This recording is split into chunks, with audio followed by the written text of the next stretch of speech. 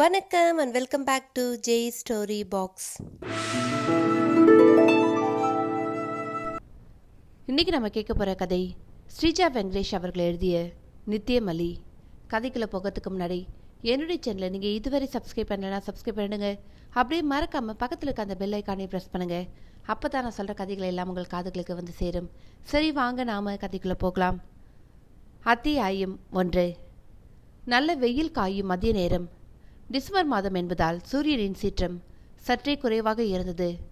பாபநாசம் மலைப்பகுதியின் அந்த காட்டின் மையப்பகுதியில் 4 இளைஞர் குழாம் விடுமுறையை கொண்டாடி கொண்டிருந்தது. அவர்கள் வந்த ஜீப் சற்றே ஓரமாக நிறுத்தி வைக்கப்பட்டிருந்தது. இளைஞர்கள் என்றாலும் சிலரைப் போல எப்பொழுதும் ஆட்டமும் பாட்டமுமாக இல்லாமல் பொறுப்பும் திறமையும் உள்ளவர்கள் 4. ஒரு பாறை மேல் அமர்ந்து குளிர்பானத்தை சுவைத்து கொண்டிருப்பவன் தான் வெங்கடேஷ். வெங்கி என்று அழைப்பார்கள் நண்பர்கள். ரீல் மன்னன் என்றும் அழைப்பார்கள் ஒரு சிலர். அவனுக்கு பக்கத்தில் அமர்ந்து பிரியாணியை ஒரு கை பார்த்து கொண்டிருப்பவன் பாலா என்கிற பாலகிருஷ்ணன், வெங்கியின் உயிர் நண்பன். இருவரும் 5ஆம் வகுப்பிலிருந்து கல்லூரி வரை ஒன்றாகவே படித்தார்கள். பின்னர் வேலையும் ஒரே அலுவலகத்தில் கிடைக்கவே இணைப்பிரியவே இல்லை இருவரும். மற்ற இருவரும் வினோத் மற்றும் அமுதன். இருவருக்கும் இராணுவத்தில் வேலை கிடைத்ததை கொண்டாடவே இந்த விருந்து. டேய் வினோ, குப்பையை அப்படி போடாதே. நம்ம காடுகளை நாமளே காப்பாற்றலைனா எப்படி? இதோ இந்த பிளாஸ்டிக் கவரில் போடு, போகிற வழியில் தூக்கி போட்டுட்டு போயிடலாம் என்றான் வெங்கி. சாரிடா என்று சொல்லிவிட்டு நண்பன் சொன்னது போலவே செய்தான் வினோ என்கிற வினோத். அவன் இராணுவத்தில் சேர இருக்கிறான். அவனும் அவன் நண்பன் அமுதனும் நல்ல கேடரில் இராணுவத்தில் சேர அழைக்கப்பட்டிருக்கிறார்கள். இன்னும் 2 தினங்களில் டெல்லி கிளம்ப வேண்டும். அதன் பிறகு எப்பொழுதாவது விடுமுறையில் பார்த்து கொண்டால்தான் உண்டு என்பதால் தங்கள் நெருங்கிய தோழர்களான வெங்கியையும் பாலாவையும் அழைத்து வந்திருந்தனர். என்னடா இது, கொண்டு வந்த சாப்பாடெல்லாம் தீர்ந்துருச்சே என்றான் அமுதன். அவனுக்கு அவன் கவலை. பாவம், ஒரு நாளைக்கு 6 வேளை சாப்பிடுவோனே, கொஞ்சம் போல பிரியாணி சாப்பிடு என்றால் என்ன செய்வான்? இதுக்குத்தான் சொன்னேன், நிறைய வாங்கிக்கலாம்னு. கேட்டியா நீ என்றான் பாலா. எதுக்கு இப்போ டென்ஷன் ஆகுறீங்க? நல்ல ஹோட்டலாக பார்த்து சிக்கன் ஃப்ரை, மட்டன் சாப்ஸ் இப்படி வாங்கிட்டா போச்சு என்றான் வெங்கி. அவன் எதற்குமே அசர்பவன் அல்ல. ஆமாம், பக்கத்தில் தான் தாஜ் ஹோட்டல் இருக்கு, போய் வாங்கிட்டு வா என்றான் வினோ. சற்று நேரம் அமைதியாக நின்றிருந்தார்கள். பக்கத்தில் இருந்த ஒரு பாறை மேல் ஏறி நின்று பார்த்தான் வெங்கி. தூரத்தில் எங்கிருந்தோ புகை வருவது போல தெரிந்தது. கொஞ்சம் தள்ளி ஏதோ வீடு இருக்கும் போல, அவங்க கிட்ட காசு கொடுத்து சமைச்சு தர சொல்லுவோமா என்றான் வெங்கி ஆர்வமாக. அவனுக்கு இதுபோல செய்வதென்றால் விருப்பம் அதிகம். இங்கே ஏதுரா வீடு, இது காட்டுப்பகுதியாச்சே என்றபடி தானும் அந்த பாறையில் ஏறி பார்த்தான் அமுதன். அவன் கண்களுக்கு ஒன்றும் புலப்படவில்லை. என்னடா கதை விடுற? மனுஷன் பசியோடு இருக்கும்பொழுது கூடவா நீ கதை விடுவ என்றான் எரிச்சலோடு. டேய், எப்படிடா உன்னை மிலிட்டரியில் செலக்ட் பண்ணாங்க? அதோ பாரு, கொஞ்சம் தள்ளி நிறைய தேக்கு மரம் தெரியுதா? ஆமாம் தெரியுது. அதுக்கு நடுவில் ஒரு சின்ன பில்டிங் மாதிரி, பில்டிங்னு கூட சொல்ல முடியாது, குடிசை மாதிரி தெரியுதா? அதில் இருந்துதாண்டா புகை வருது என்றான் வெங்கி உறுதியாக. மூவரும் ஏறி பார்த்தனர். தேக்கு மரம் தெரிந்தது.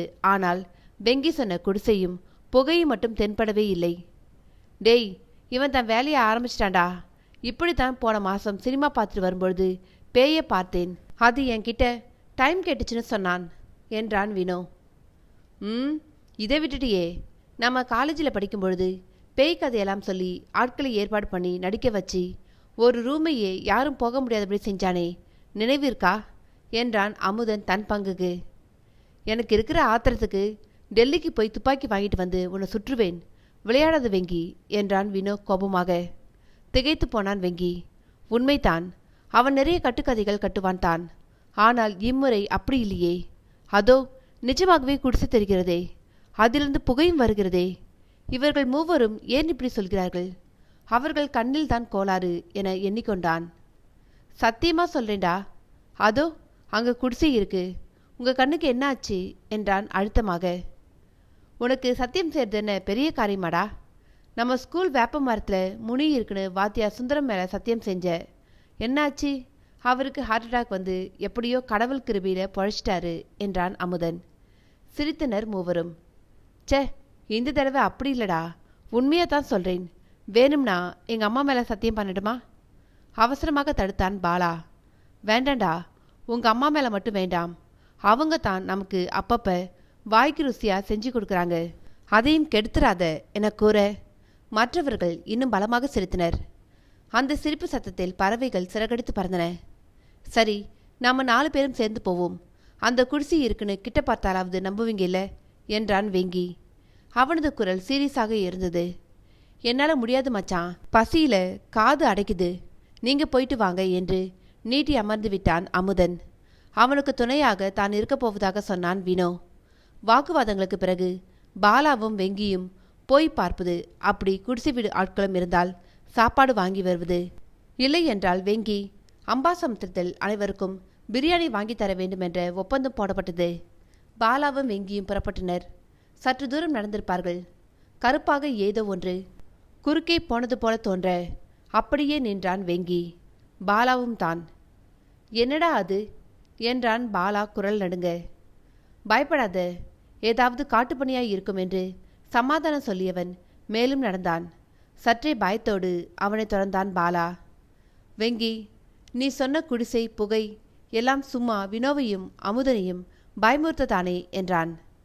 பேசியவனை திரும்பி பார்த்தான் வெங்கி. இல்லடா, நிஜமாவே நான் பார்த்தேன், உன் கண்ணுக்கு தெரியல என்றான். பாலாவுக்கு உடல் நடுங்கியது. அது காட்டின் குளிர்காற்றிலா இல்லை பாய்த்தாலா என சொல்வது கடினம். எனக்கு என்னவோ பிடிக்கல, பேசாமல் திரும்பி போயிடுவோமா? வர வர சூரிய வெளிச்சமே இல்லாத மாதிரி இருக்கு என்றான் பாலா மெல்லிய குரலில். சே, கோழ மாதிரி பேசாத, பட்டப்பகல்ல என்ன ஆயிரும், பேசாம வா என்றான் வெங்கி. மௌனமாக மேலும் நடந்தார்கள். நடக்க நடக்க காடு வளர்ந்து கொண்டே போவது போல தோன்றியது. சற்றென்று திரும்பி பார்த்தான் பாலா. பகீர் என்றது. காரணம், அவர்கள் வந்த பாதை மூடியிருந்தது. அது மட்டுமல்ல, வினோவும் அமுதனும் கண்களில் தட்டுப்படவே இல்லை. அவ்வளோ தூரமாக வந்துவிட்டோம் என நடுக்கமாக இருந்தது பாலாவுக்கு. ஆனால் வெங்கியோ செலுத்தப்பட்டவன் போல நிற்காமல் போய்கொண்டிருந்தான். வெங்கி, தயவு செஞ்சு நில்லுடா, எனக்கு என்னவோ பயமாயிருக்கு, திரும்பி போயிடலாம்டா. பாரு, நாம் வந்த பாதை கூட தெரியல, இப்போ நிற்க போறியா இல்லையா என்று கத்தினான். அந்த அமைதியான சூழலில் அவன் குரல் அவனுக்கே பயங்கரமாக கேட்டது. இல்லையா நீ, இல்லையா நீ, இல்லையா நீ என எதிரொலித்தது. நின்றுவிட்டான் வெங்கி. சுற்றுமுற்றும் பார்த்தான். மாலை 7 மணி போல காட்சியளித்தது அந்த பகுதி. செல்போனை எடுத்தான். சுத்தமாக சிக்னலே இல்லை. நேரம் 2 மணி என காட்டியது. அது மதியம் 2 மணிக்கு இப்படி இருட்டுமா? பாலா வேறு பாதை முடுகிறது, இப்படி என்னென்னவோ சொல்கிறானே என எண்ணி திரும்பி பார்த்தான். நண்பன் சொன்னது உண்மைதான். அவர்கள் வந்த பாதை சுமார் 10 அடிதான் தெரிந்தது. பிறகு மரங்கள் தான் தெரிந்தன. முதலாக பயம் வந்து அமர்ந்து கொண்டது வெங்கியின் நெஞ்சுக்குழியில். என்ன பாலா இது? எனக்கே கொஞ்சம் பயமாகத்தான் இருக்கு, பேசாமல் திரும்பிடுவோமா என்றான் மிக மெல்லிய குரலில். அதற்காகவே காத்திருந்தது போல நண்பனின் கைகளை பிடித்து திருப்பி வந்த பாதையிலேயே செல்ல ஆரம்பித்தான் பாலா. சுமார் 10 நிமிடம் நடந்திருப்பார்கள். முன்னிலும் இருட்டாகவே இருந்தது அந்த இடம். என்ன இது, 15 மினிட்ஸாக நடக்கிறோம், இன்னமும் நாம காட்டோட வெளிப்பகுதிக்கு வரலையே என்றான் பாலா. குரலில் அச்சம். குளிர்காற்றில் கூட அவன் முகத்தில் வியர்வை வழிந்தது. இன்னொன்று கவனிச்சியா? காட்டில் சில்வண்டு சத்தம், பறவைகள் சத்தம் இதெல்லாம் இருக்கும். ஆனால் இங்கே ஒரு நிசப்தமாய் இருக்கே என்றான் வெங்கி முனகலாக. நெஞ்சை அடைப்பது போல உணர்ந்தான் பாலா. நண்பன் சொல்வது உண்மைதான்.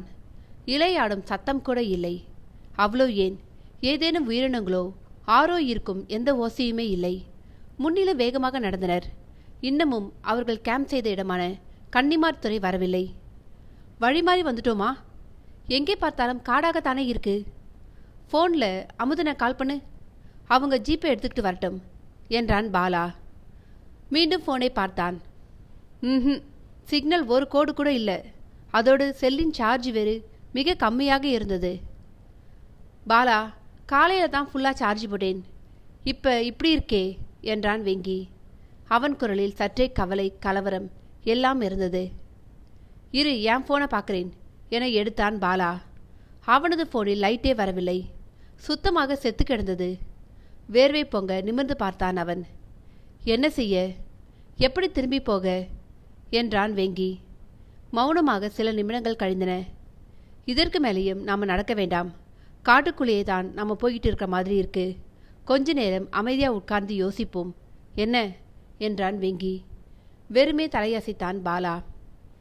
இந்நேரம் அமுதனும் வினோத்தும் நம்மை காணலன்னு தேடி வருவாங்க இல்ல என்றான் பாலா நம்பிக்கையாக. ஏனோ அந்த நம்பிக்கை சுத்தமாக இல்லை வெங்கிக்கு.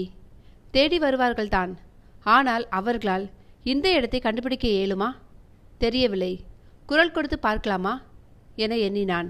அமுதா, வினோ, நாங்க இங்கே இருக்கோம் என குரல் கொடுத்தான் வெங்கி. எதிரொலி கூட இல்லாமல் அசாதாரணமான அமைதி நிலவியது அந்த இடத்தில். அழுகியே வந்துவிட்டது இருவருக்கும். உன்னால தாண்டா நாம் எப்படி மாட்டிக்கிட்டோம். குடிசையாம் புகையாம் எல்லாமே போய் தானே. எதுக்குடா என்னையை சேர்த்து கூட்டிக்கிட்டு வந்த? நாம காட்டில் இப்படியே கத்தி கத்தி தொண்டை வறண்டு சாக போறோம். இன்னும் கொஞ்ச நேரத்தில் இருட்டிடும். அப்புறம் புலிக்கு நாம தான் நின்னர் என அழுதான் பாலா. நமக்குள்ள சண்டை போட்டுக்கிற நேரம் இது இல்லை. வழி தவறி வந்துட்டோம். திக்கு திசை தெரியல. அமைதியாக இருப்போம். எப்படியும் வினோவும் அமுதனும் ஆட்களை குறுக்கிட்டு வருவாங்க. அது வரைக்கும் பொறுமையாக இருப்போம் என்றான். சொல்லிய நண்பனை பிடித்து தள்ளினான் பாலா. பொறுமையாவா இருக்கணும்? நீ ஏன் சொல்ல மாட்ட? உனக்கு எந்த பொறுப்பும் கிடையாது.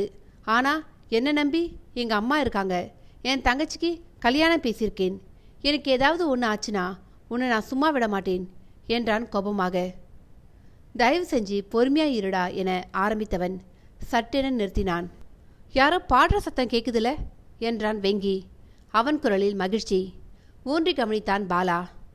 ஆம், யாரோ பாடும் சத்தம் கேட்கத்தான் செய்தது. பெண் குரல். காதல் ஓவியம் என்று பாடிக்கொண்டிருந்தார்கள். டேய், பாடு சத்தம் கேட்குது. அப்போ யாரோ ஒரு பொண்ணு இருக்காங்க. வயசானவங்களா இருப்பாங்கன்னு நினைக்கிறேன் என்றான் வெங்கி. எனக்கும் கேட்குது. ஆனால் குரல் இளமையாக இருக்கே. நல்லா யோசி பாலா.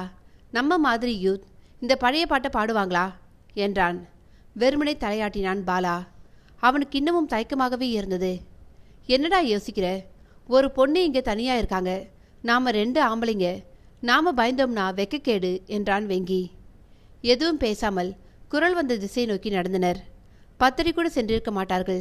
சட்டென அந்த காட்சி அவர்கள் கண்முன்னே விருந்தது. ஒரு பழமையான வீடு. அது வீடு என்று சொல்வதை விட பங்களா என்று சொல்லலாம். சுற்றிலும் ஆளுயரத்துக்கு காம்பவுண்ட் சுவர் இருந்தது. ஆனால் அவைகள் பல இடங்களில் உடைந்தும் இடிந்தும் காணப்பட்டன. சுற்றிலும் பலவிதமான மரங்கள் இருந்தன. வீட்டில் வாயிலை நோக்கி செல்லும் பாதை அழகாக செம்மண்ணில் போடப்பட்டு விளங்கியது. சிறு குப்பை கூட இல்லை. அந்த செம்மண் சாலையில் இரு மருங்கிலும் விசிறி வாழைகள் ஒரே சீராக நடப்பட்டு அழகாக காட்சியளித்தன. வண்டிகள் நிற்கவென ஒரு போர்ட்டிகோ. அதிலும் பலவிதமான வேலைப்பாடுகள். வா போகலாம் என கையை பிடித்து இழுத்தான் வெங்கி. அவனது கைகளை பிடித்து தன் பக்கம் இழுத்தான் பாலா. என்னடா, நல்லா யோசி வெங்கி. இவ்வளோ பெரிய வீடு. இதில் இந்த வாசல் போர்ட்டிகோவிலிருந்து பாடினா கூட 10 அடி தள்ளி கேட்காது. ஆனால் நமக்கு கேட்டுது. இதுக்கு என்ன அர்த்தம் என்றான் திக்கியபடி. உனக்கு பயம்னு அர்த்தம். இத்தனை பெரிய வீட்டில் ஒரு மைக் இருக்காதா? என்னடா நீ என்றான் வெங்கி. இருந்தாலும் அடுத்த அடி எடுத்து வைக்கவில்லை. இப்போ நீ என்ன யோசிக்கிற என்றான் பாலா. இல்லை, இந்த காம்பவுண்டு வாழை பாறை பாழணிஞ்சு இருக்கு. ஆனால் பங்களா சும்மா புதுசாக ஜொலிக்குது. எங்கேயோ இடிக்குதுல. எப்பா வெங்கி, தெய்வமே, இது ஒன்று தானா இடிக்குது? நம்ம காட்டுக்குள்ளே வந்ததுலேருந்து நடக்கிறது எதுவும் சரியாகவே இல்லை. பேசாமல் திரும்பிடுவோமா? போய் அமுதங்கிட்டையும் வினோக்கிட்டையும் நீ என்ன வேணா ரீல் விட்டுக்க, நான் கண்டுக்க மாட்டேன். உசுரட வெளியே போவோமடா என்றான் பாலா. விட்டால் அழுது விடுவான் போல தோன்றியது. தைரியசாலியான வெங்கிக்கே கொஞ்சம் யோசனையாகத்தான் இருந்தது. அஞ்சுவது அஞ்சாமை பேதமை என்று எங்கோ எதிலோ படுத்ததாக நினைவு. பாலாவின் கைகளை பற்றி கொண்டு அப்படியே திரும்பி மீண்டும் கன்னிமார் துறையை நோக்கி நடந்தான். பாலா வேகமாக முன்னால் சென்றான். ஏறத்தாழ 1/2 கிலோமீட்டர் சென்றிருப்பார்கள். இப்பொழுதும் அதே போல காட்சி கண்களில் அறைந்தது. அதே பங்களா. ஆனால் இம்முறை மதில் சுவர்கள் கூட பளிங்கு போல காட்சியளித்தன. யானையின் தந்த நிறத்தில் பெயிண்ட் அடிக்கப்பட்டு பளபளவென காட்சியளித்தது. திகைத்து நின்றார்கள் நண்பர்கள் இருவரும். அத்தியாயம் 2. காட்டில் கிட்டத்தட்ட 3 கிலோமீட்டர் சுற்றியும் மீண்டும் வந்த இடத்துக்கு வந்துவிட்டோமே என்ற திகைப்பு ஒரு புறம். சற்று முன்னால் இடிந்து கிடந்த காம்பவுண்ட் சுவர்கள் அரை மணிக்குள் புதிதாக கட்டப்பட்டு பெயிண்ட் அடிக்கப்பட்டு இருக்கிறதே என்ற பயம் ஒரு புறம் என தவித்தார்கள் நண்பர்கள். அந்த குளிரிலும் வியர்வை வழிந்தது.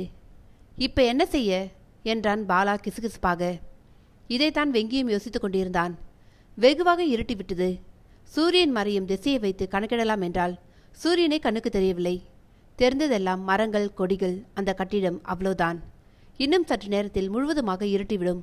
அப்பொழுது என்ன செய்ய என்ற பயம் வேறு சேர்ந்து கொள்ள மூளையே வேலை செய்யவில்லை. என்னடா மரம் மாதிரி நிற்கிற? என்னை எப்படியாவது வெளியே கூட்டிக்கிட்டு போடா, இல்லனா நான் உன்னை கொன்னுருவேன் என்றான் பாலா. மெலிதாக யாரோ சிரிக்கும் சத்தம் கேட்க உறைந்தார்கள். பயத்தை உதறினான் வெங்கி. யாரு யாரு இருக்கீங்க உள்ள? நீங்க தான் பாடினீங்களா என்றான் சற்றே உரத்த குரலில். அவன் பேசவும் பல ஆயிரம் விளக்குகள் உயிர் பெற்றதைப் போல அந்த இடமே வெளிச்சமாக ஆனது. பலவன பல்புகளால் அந்த இடம் அலங்கரிக்கப்பட்டு அழகாக காட்சியளித்தது. மிகப்பெரிய ஹால் இருந்தது. அதன் ஒரு ஓரத்தில்தான் வெங்கியும் பாலாவும் நின்றிருந்தார்கள். அந்த இடத்தை ஊன்றி கவனித்தான் வெங்கி. பழைய கால மாளிகை போல இல்லை, இன்றைய மாடர்ன் வீடுகள் போலத்தான் இருந்தது. ஆனால் மிகவும் பெரியது. ஹாலை ஒட்டி ஒரு மாடிப்படி ஏறியது. முற்றிலும் மரத்தாலான படிகள். கைப்பிடிகளில் தேக்கு பளபளத்தது. ஆனால் படிகளில் சற்றே தூசி படிந்திருந்தது. யாரும் மாடிக்கு சென்றதன் அடையாளமாக காலடி தடங்களையே காணும். மாடிப்படிகளை அடுத்து 3 அறைகளின் வாயில் தெரிந்தது. எல்லாவற்றிலுமே திரைச்சிலைகள் தொங்கவிடப்பட்டு அழகாக காட்சியளித்தது. ஒவ்வொரு வாயிலின் இருபுறத்திலும் பூஜாடிகள் வைக்கப்பட்டு அதில் பெயர் தெரியாத காய்ந்த மலர்கள் கொண்டு அலங்கரிக்கப்பட்டிருந்தன. குரல் மறு ஓரத்திலிருந்து வந்தது. வெளிச்சம் வந்ததாலோ என்னவோ பயம் குறைந்தது. இதென்ன மாய வேலை? நீங்க யாரு? உங்களுக்கு என்ன வேணும் என்றான் வெங்கி, இருந்த இடத்தை விட்டு அசையாமல். அந்த நேரத்திலும் நண்பனின் தைரியத்தை பாராட்டினான் பாலா. தயவு செஞ்சு உள்ள வாங்க, அப்பத்தான் உங்களால் என்னை பார்க்க முடியும் என்றது ஒரு இனிமையான பெண் குரல். பாட்டு பாடிய அதே குரல். நாங்க ஏன் உள்ள வரணும்? நீங்க வெளியே வாங்க, இங்கே எல்லாமே மர்மமாய் இருக்கே என்றான் வெங்கி பிடித்து பிடியே விடாமல். 2 பேரும் ஆம்பளைங்க தானே, ஒரு பொண்ணுகிட்ட போய் இப்படி பயப்படுறீங்களே என்றது குரல் மீண்டும். அதற்கு மேலும் போகாமல் இருந்தால் ஆண்மைக்கே இழுக்கு என எண்ணிய வெங்கி எட்டு வைத்தான். நல்ல வேளையாக எதுவும் நடக்கவில்லை. துணிந்து ஹாலின் எல்லையில் இருந்த குரல் வந்த அறையை நோக்கி நடந்தான். விருப்பமே இல்லாமல் பாலா பின்தொடர்ந்தான். அவனுக்கு அங்கே தனியாக நிற்க அச்சம். ஹாலில் மறுவாரத்தில் இருந்த அறையிலிருந்து தான் குரல் வருகிறது என கணித்துக்கொண்டு அதை நோக்கி நடந்தான். காலடிகள் பெரியதாக கேட்டன. பயத்தில் சட்டென நின்று விட்டான். இப்பொழுது ஓரத்தில் இருந்த அறையின் வாயிலில் அழகே உருவான சுடிதார் அணிந்த பெண் ஒருத்தி நின்றிருந்தாள். வாங்க, பயப்படாதீங்க, இது எங்க பாட்டி வீடுதான் என்றாள். பாட்டி வீடா இல்ல மர்ம வீடா என்றான் பாலா. சும்மா சும்மா மர்மம்னு பேசாதீங்க, நான் ரொம்ப பயந்த சுவாபம் என்றாள் அந்த பெண். மேலும் அவளை நோக்கி முன்னேறினார்கள். வைத்த கண் வாங்காமல் பார்த்து கொண்டிருந்தாள் அந்த பெண். அதுவே என்னவோ போலியிருந்தது. அவசரமாக அவளது காலை பார்த்தான் பாலா. தரையில் தான் இருந்தது. இப்பொழுது அவர்கள் அந்த பெண்ணின் முன்னால் நின்றிருந்தார்கள். இப்ப சொல்லு, நீ யாரு? எதுக்கு எங்களை இங்க வரவழைச்ச என்றான் வெங்கி. என்னது, நான் உங்களை வரவச்சேனா? நீங்களா தானே வந்தீங்க என்றாள் எகத்தாளமாக. இல்ல, தள்ளி இருந்து பார்க்கும்பொழுது இங்க குடிசை தெரிஞ்சுது. ஆனா அது என் கண்ணுக்கு மட்டும்தான் தெரிஞ்சுது. கிட்ட வந்தா பெரிய பங்களா. அடுத்த நிமிஷமே பாழடைஞ்ச மதில் சுவர் தானா சரியாகுது. எந்த பக்கம் திரும்பினாலும் இங்கத்தான் வந்து சேர்றோம். உண்மையை சொல்லு, நீ யாரு? பேயா இல்ல மந்திரவாதியா என்றான் வெங்கி. கலகலவென சிரித்தாள் அந்த பெண். படிச்சவங்களை நான் என்னன்னு சொல்றது? குடிசையாம், கிட்ட வந்தா மாளிகை ஆயிடுச்சாம் என்று சொல்லி மீண்டும் சிரித்தாள். சிரிக்காத, இதுதான் நடந்தது. இதுக்கு உன்னால விளக்கம் சொல்ல முடியுமா என்றான் பாலா. ஏன் முடியாது? உங்க 4 பேர்ல உங்களுக்கு கண் பார்வை ரொம்ப ஷார்ப்பா இருக்கு, அதனால குடிசை உங்க கண்ணுக்கு தெரிஞ்சுது. சரி, அப்படியே வச்சுப்போம். ஆனா கிட்ட வர வர குடிசை மாளிகையாச்சே என்றான் வெங்கி. ஐயோ ஐயோ, பாருங்க, நீங்க வந்ததுக்கு எதிர் திசையில் ஒரு குடிசை இருக்கு. அதுல இந்த வீட்டில் வேலை செய்யற 2 பேர் இருக்காங்க. அதை தான் பார்த்துருக்கீங்க என்றால் புன்னகைத்தபடி. கேவலமாக உணர்ந்தார்கள் நண்பர்கள் இருவரும். ஆனாலும் சந்தேகம் போகவில்லை. ஓகே, அதையும் உண்மையினே வச்சுக்குவோம். ஆனா எங்க திரும்பினாலும் இந்த வீடு வந்தது. மதில் சுவர் புதுசானது என்றான் வெங்கி விடாமல். என்ன நீங்க இப்படி இருக்கீங்க? இந்த பங்களாவோட சுற்றுச்சுவர் ரொம்ப பெருசு.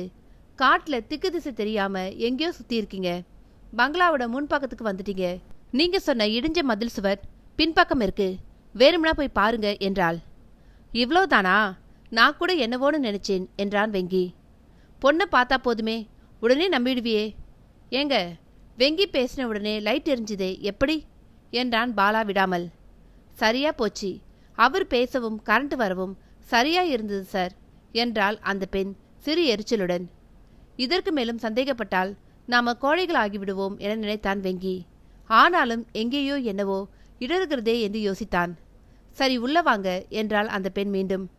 இல்லைங்க, நாங்க வரல. உங்களுக்கு கன்னிமாத்துறைக்கு வழி தெரியும்னா சொல்லுங்க, போயிட்டே இருக்கும். அங்க எங்க ஃப்ரெண்ட்ஸ் வெயிட் பண்ணிட்டு இருப்பாங்க. கவலை வேறப்படுவாங்க. ஏன்னா செல் எடுக்கவே இல்லை என்றான் வெங்கி. அவங்க 2 பேரும் அப்போவே போயிட்டாங்க, கவலைப்படாதீங்க என்றால் அமைதியாக.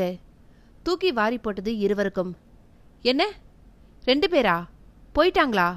உங்களுக்கு எப்படி தெரியும் என்றான் பாலா. பயத்தில் இருவர் முகங்களும் வெளிரி கிடந்தது. அட, உத்தேசமா சொன்னேன். இப்ப என்ன, நீங்க கன்னிமாத்துறைக்கு போகணும், அவ்வளோதானே. நானே கொண்டு போய் விடுறேன்.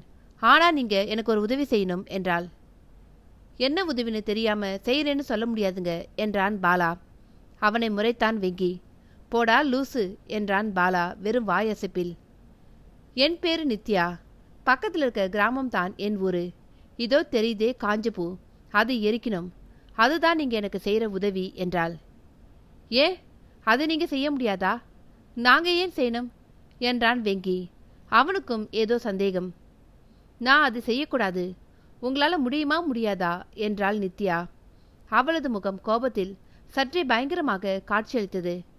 தாயே, நீ யாரு என்ன எதுவும் தெரியல. நீ சொல்றபடியே செய்கிறோம். எங்களை வெளியே விட்டா போதும் என்றான் வெங்கி. இப்பொழுது பாலாவுக்கு உடல் தந்தியடிக்க தொடங்கிவிட்டது. வேர்வையில் நனைந்து தொப்பலாக இருந்தது உடை. நித்யாவின் முகம் சாதாரணமானது. நானே கூட வரேன்னு சொன்னேனே, முதல்ல இந்த காஞ்ச பூக்களை எரிங்க என்றாள் நித்யா என்ற அந்த பெண். குரலை கட்டளை போல் ஒலித்தது. பூஜாடிகளில் இருந்த காய்ந்த பூக்களை கீழே தட்டினான் வெங்கி. பூக்கள் தட்டென்ற பெரும் ஓசையோடு கீழே விழுந்தன. பூக்கள் இத்தனை சத்தம் போடுமா என அவர்கள் திகைத்து நிற்கும் பொழுதே அந்த பெண் கத்தினாள். எல்லா ஜாடியிலும் இருக்கிற பூவை போடுங்க, சீக்கிரம் எரிங்க என்றாள். அவளது கண்கள் ஹாலில் எதிர்ப்புறம் இருந்த ஒரு வாளில் நிலைத்திருந்தது. அந்த வாள் வெள்ளியால் செய்யப்பட்டது போல் பளபளப்பாக இருந்தது. அது எடுக்கணுமா என்றான் வெங்கி. அவனை முறைத்தாள் நித்யா. சொன்னதை மட்டும் செய்யுங்க என்ற அவளது குரலில் அதிகாரம் இருந்தது. ஆத்திரம் வந்தாலும் வேறு வழியில்லாத நிலையில் அத்தனை ஜாடியிலும் இருந்த பூக்களை கீழே கொட்டினான். ஒவ்வொன்றும் ஒவ்வொரு ஓசையோடு கீழே விழுந்தன. இதெல்லாம் என்ன என்று கூட யோசிக்க முடியாமல் மூளை மரத்து போயிருந்தது இருவருக்கும். ஹாலின் நடுவே காய்ந்த பூக்கள் அம்பாரமாக குவித்து வைக்கப்பட்டிருக்க அவற்றை பற்ற வைக்க லைட்டரை எடுத்தான் பாலா. இவருதான் செய்யணும் அதை என்றாள் நித்யா. அவள் கண்களில் நெருப்பு தெரிந்ததோ என ஒரு வினாடி ஐயப்பட்டான் பாலா. மௌனமாக லைட்டரை வெங்கியின் கையில் கொடுத்தான் அவன். பற்ற வைக்க சற்றே தயங்கினான் வெங்கி. சீக்கிரம் என்றாள் நித்யா. இம்முறை அவள் குரலில் அதிகாரம் அதிகமாக இருந்தது. நடுங்கும் கைகளோடு பற்ற வைத்தான் வெங்கி. காய்ந்த பூவாக இருந்தாலும் சட்டென பற்றி கொள்ளவில்லை அவைகள். பாக்கெட்டுகளிலிருந்த காகித பில்களை வைத்து எரித்தான். காகிதம் பற்றி கொள்ள அதன் அருகில் இருந்த பூ எரிய ஆரம்பித்தது. வினாடிக்கும் குறைவான நேரம் ஓவென பெரும் சத்தத்தோடு காற்றடித்து சட்டென எல்லாம் நின்றது. நெருப்பு பூக்களை பற்றி கொண்டு நின்று எரிய ஆரம்பித்தது. மெல்லிய துர்நாற்றம் பரவ ஆரம்பித்தது. நித்யாவின் முகத்தில் மகிழ்ச்சியின் சாயல். பட்டென வெளுத்து சிதறியது ஒரு பூ. அதிலிருந்து நீல நிற திரவம் வடிந்து மேலும் எரிய ஆரம்பித்தது. மூக்கை மூடிக்கொண்டார்கள் இரு நண்பர்களும். கண்கள் பளபளக்க பூக்கள் எரிவதை குரூர சந்தோஷத்தோடு பார்த்து கொண்டிருந்தாள் நித்யா. போகலாமா என்றான் வெங்கி. சட்டென திரும்பினாள் அவள்.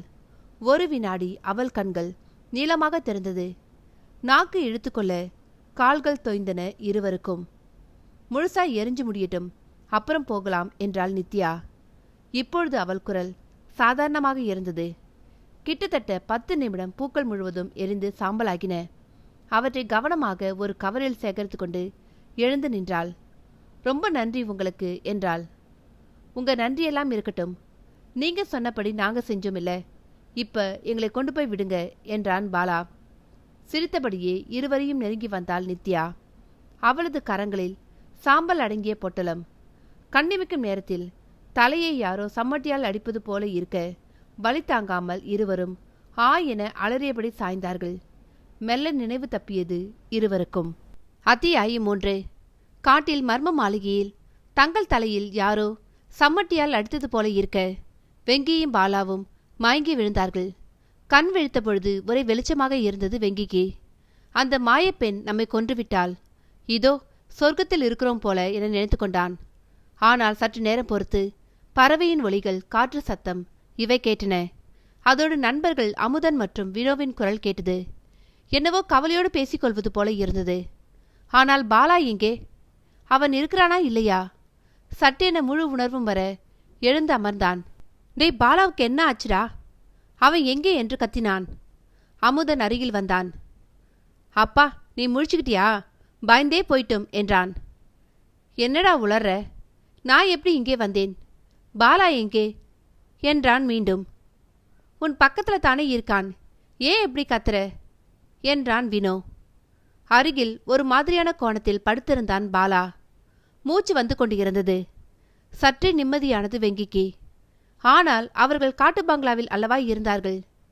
எங்களை இங்கே பத்திரமாக கொண்டு வந்து சேர்த்த அந்த பெண் எங்கே? அந்த பொண்ணு எங்கே என்றான் அவசரமாக. எந்த பொண்ணு? இங்கே ஏதுரா பொண்ணு என்றான் வினோ. அவனது பார்வையே துளைத்தது. எங்களை இங்கே கொண்டு வந்து யார் சேர்த்தாங்க என்றான் வெங்கி. இப்பொழுது பாலாவிடமும் மெல்ல அசைவு தெரிந்தது.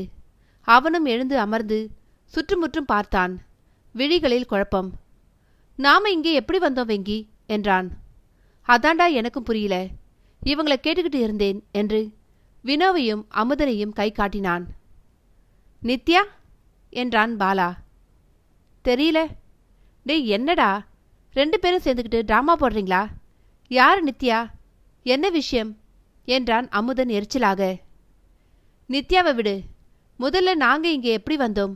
எங்களை கூட்டிக்கிட்டு வந்தது யாரு என்றான் பாலா. அமுதனும் வினோவும் ஒருவரை ஒருவர் பார்த்து கொண்டனர். உங்களை நாங்க தானே கூட்டிக்கிட்டு வந்தோம். அதோ நிக்குதே, அந்த வண்டியில் தானே நாம பிக்னிக் வந்தோம். மறந்து போயிருச்சா உங்களுக்கு என்றான் வினோ பரிகாசமாக. நாம பாபநாச கன்னிமார் துறைக்கு எப்படி வந்தோம்னு கேட்கல, கன்னிமார் துறைக்கு எப்படி வந்தோம்னு தான் கேட்கிறேன் என்றான் பாலா. நீ என்ன லூசாடா? கன்னிமார் துறைக்கு எப்படி வந்தோம்னு கேட்கல, ஆனா கன்னிமார் துறைக்கு எப்படி வந்தோம்னு கேட்டா என்னடா அர்த்தம் என்றான் அமுதன் கோபமாக. சற்று நேரம் அமைதியாக இருந்தான் வெங்கி. எங்கோ குழப்பம் இருக்கிறது. ஒரு கன்னி விடுபட்டிருக்கிறது. நாங்கள் இப்பொழுது பத்திரமாக கன்னிமார் துறையில்தான் இருக்கிறோம். ஆனால் காட்டு பங்களாவில் நடந்தது, எங்களை காப்பாற்றிய பெண் நித்யா? முதலிலிருந்து தான் கேட்க வேண்டும். வினோ, நான் விளக்கமா சொல்றேன். நாம இங்கே வந்தோமா, சாப்பாடு பத்தலன்னு அமுதனும் நீயும் சொன்னீங்களா? நாங்க தள்ளி தெரிகிற ஒரு குடிசை நோக்கி போனோமா? இங்க தான் குழப்பம் ஆரம்பிக்குது. தலையில் அடிபட்டதுல உங்களுக்கு கொஞ்சம் சரியா நினைவு இல்லைன்னு நினைக்கிறேன் என்றான் அமுதன். தலையில் அடிபட்டதா? இதென்ன புதுகுண்டு? தயவு செஞ்சு என்ன நடந்ததுன்னு சொல்லேன் என்றான் பாலா கெஞ்சிலாக. சரி சொல்றேன். நீயும் வெங்கியும் தூரத்தில் இருக்க குடிசை நோக்கி போறேன்னு சொல்லிட்டு போனீங்க. நானும் அமுதனும் தாமிரபரணியில் மீன் பிடிக்கலாம்னு தூண்டிலை எடுக்க கார்கிட்ட போனோம். அப்ப திடீர்னு பெரிய சத்தம், தொம்முன்னு யாரோ கீழே விழற மாதிரி கேட்டுது. ஓடி வந்து பார்த்தோம். நீயும் வெங்கியும் மயக்கமா இருந்தீங்க. கல்லில் அடிபட்டு காயம் வேற. நாங்க பயந்து போயிட்டோம். வினோ நிறுத்த அமுதன் தொடர்ந்தான். ஆனா நல்ல வேலை, மூச்சு வந்துகிட்டு இருந்தது. தண்ணி தெளிச்சு பார்த்தோம். பிரயோஜனமில்ல.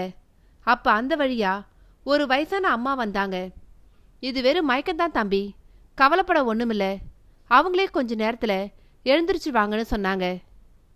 யார் அந்த அம்மா என்றான் வெங்கி ஆர்வமாக.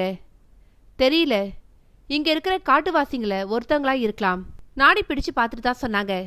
உங்க தலையில சில பச்சிலையை கூட வச்சாங்க என்றான்.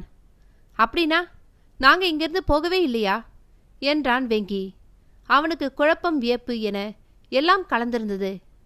ஆமாண்டா, கடந்த 3 மணி நேரமா நீங்க மயக்கமா இருந்தீங்க. இப்ப மணி 5, முதல்ல வீட்டுக்கு கிளம்பலாம் என்றான் அமுதன். மனதுக்குள் பயம் தோன்றியது வெங்கிக்கு. இவர்கள் என்ன சொல்கிறார்கள்?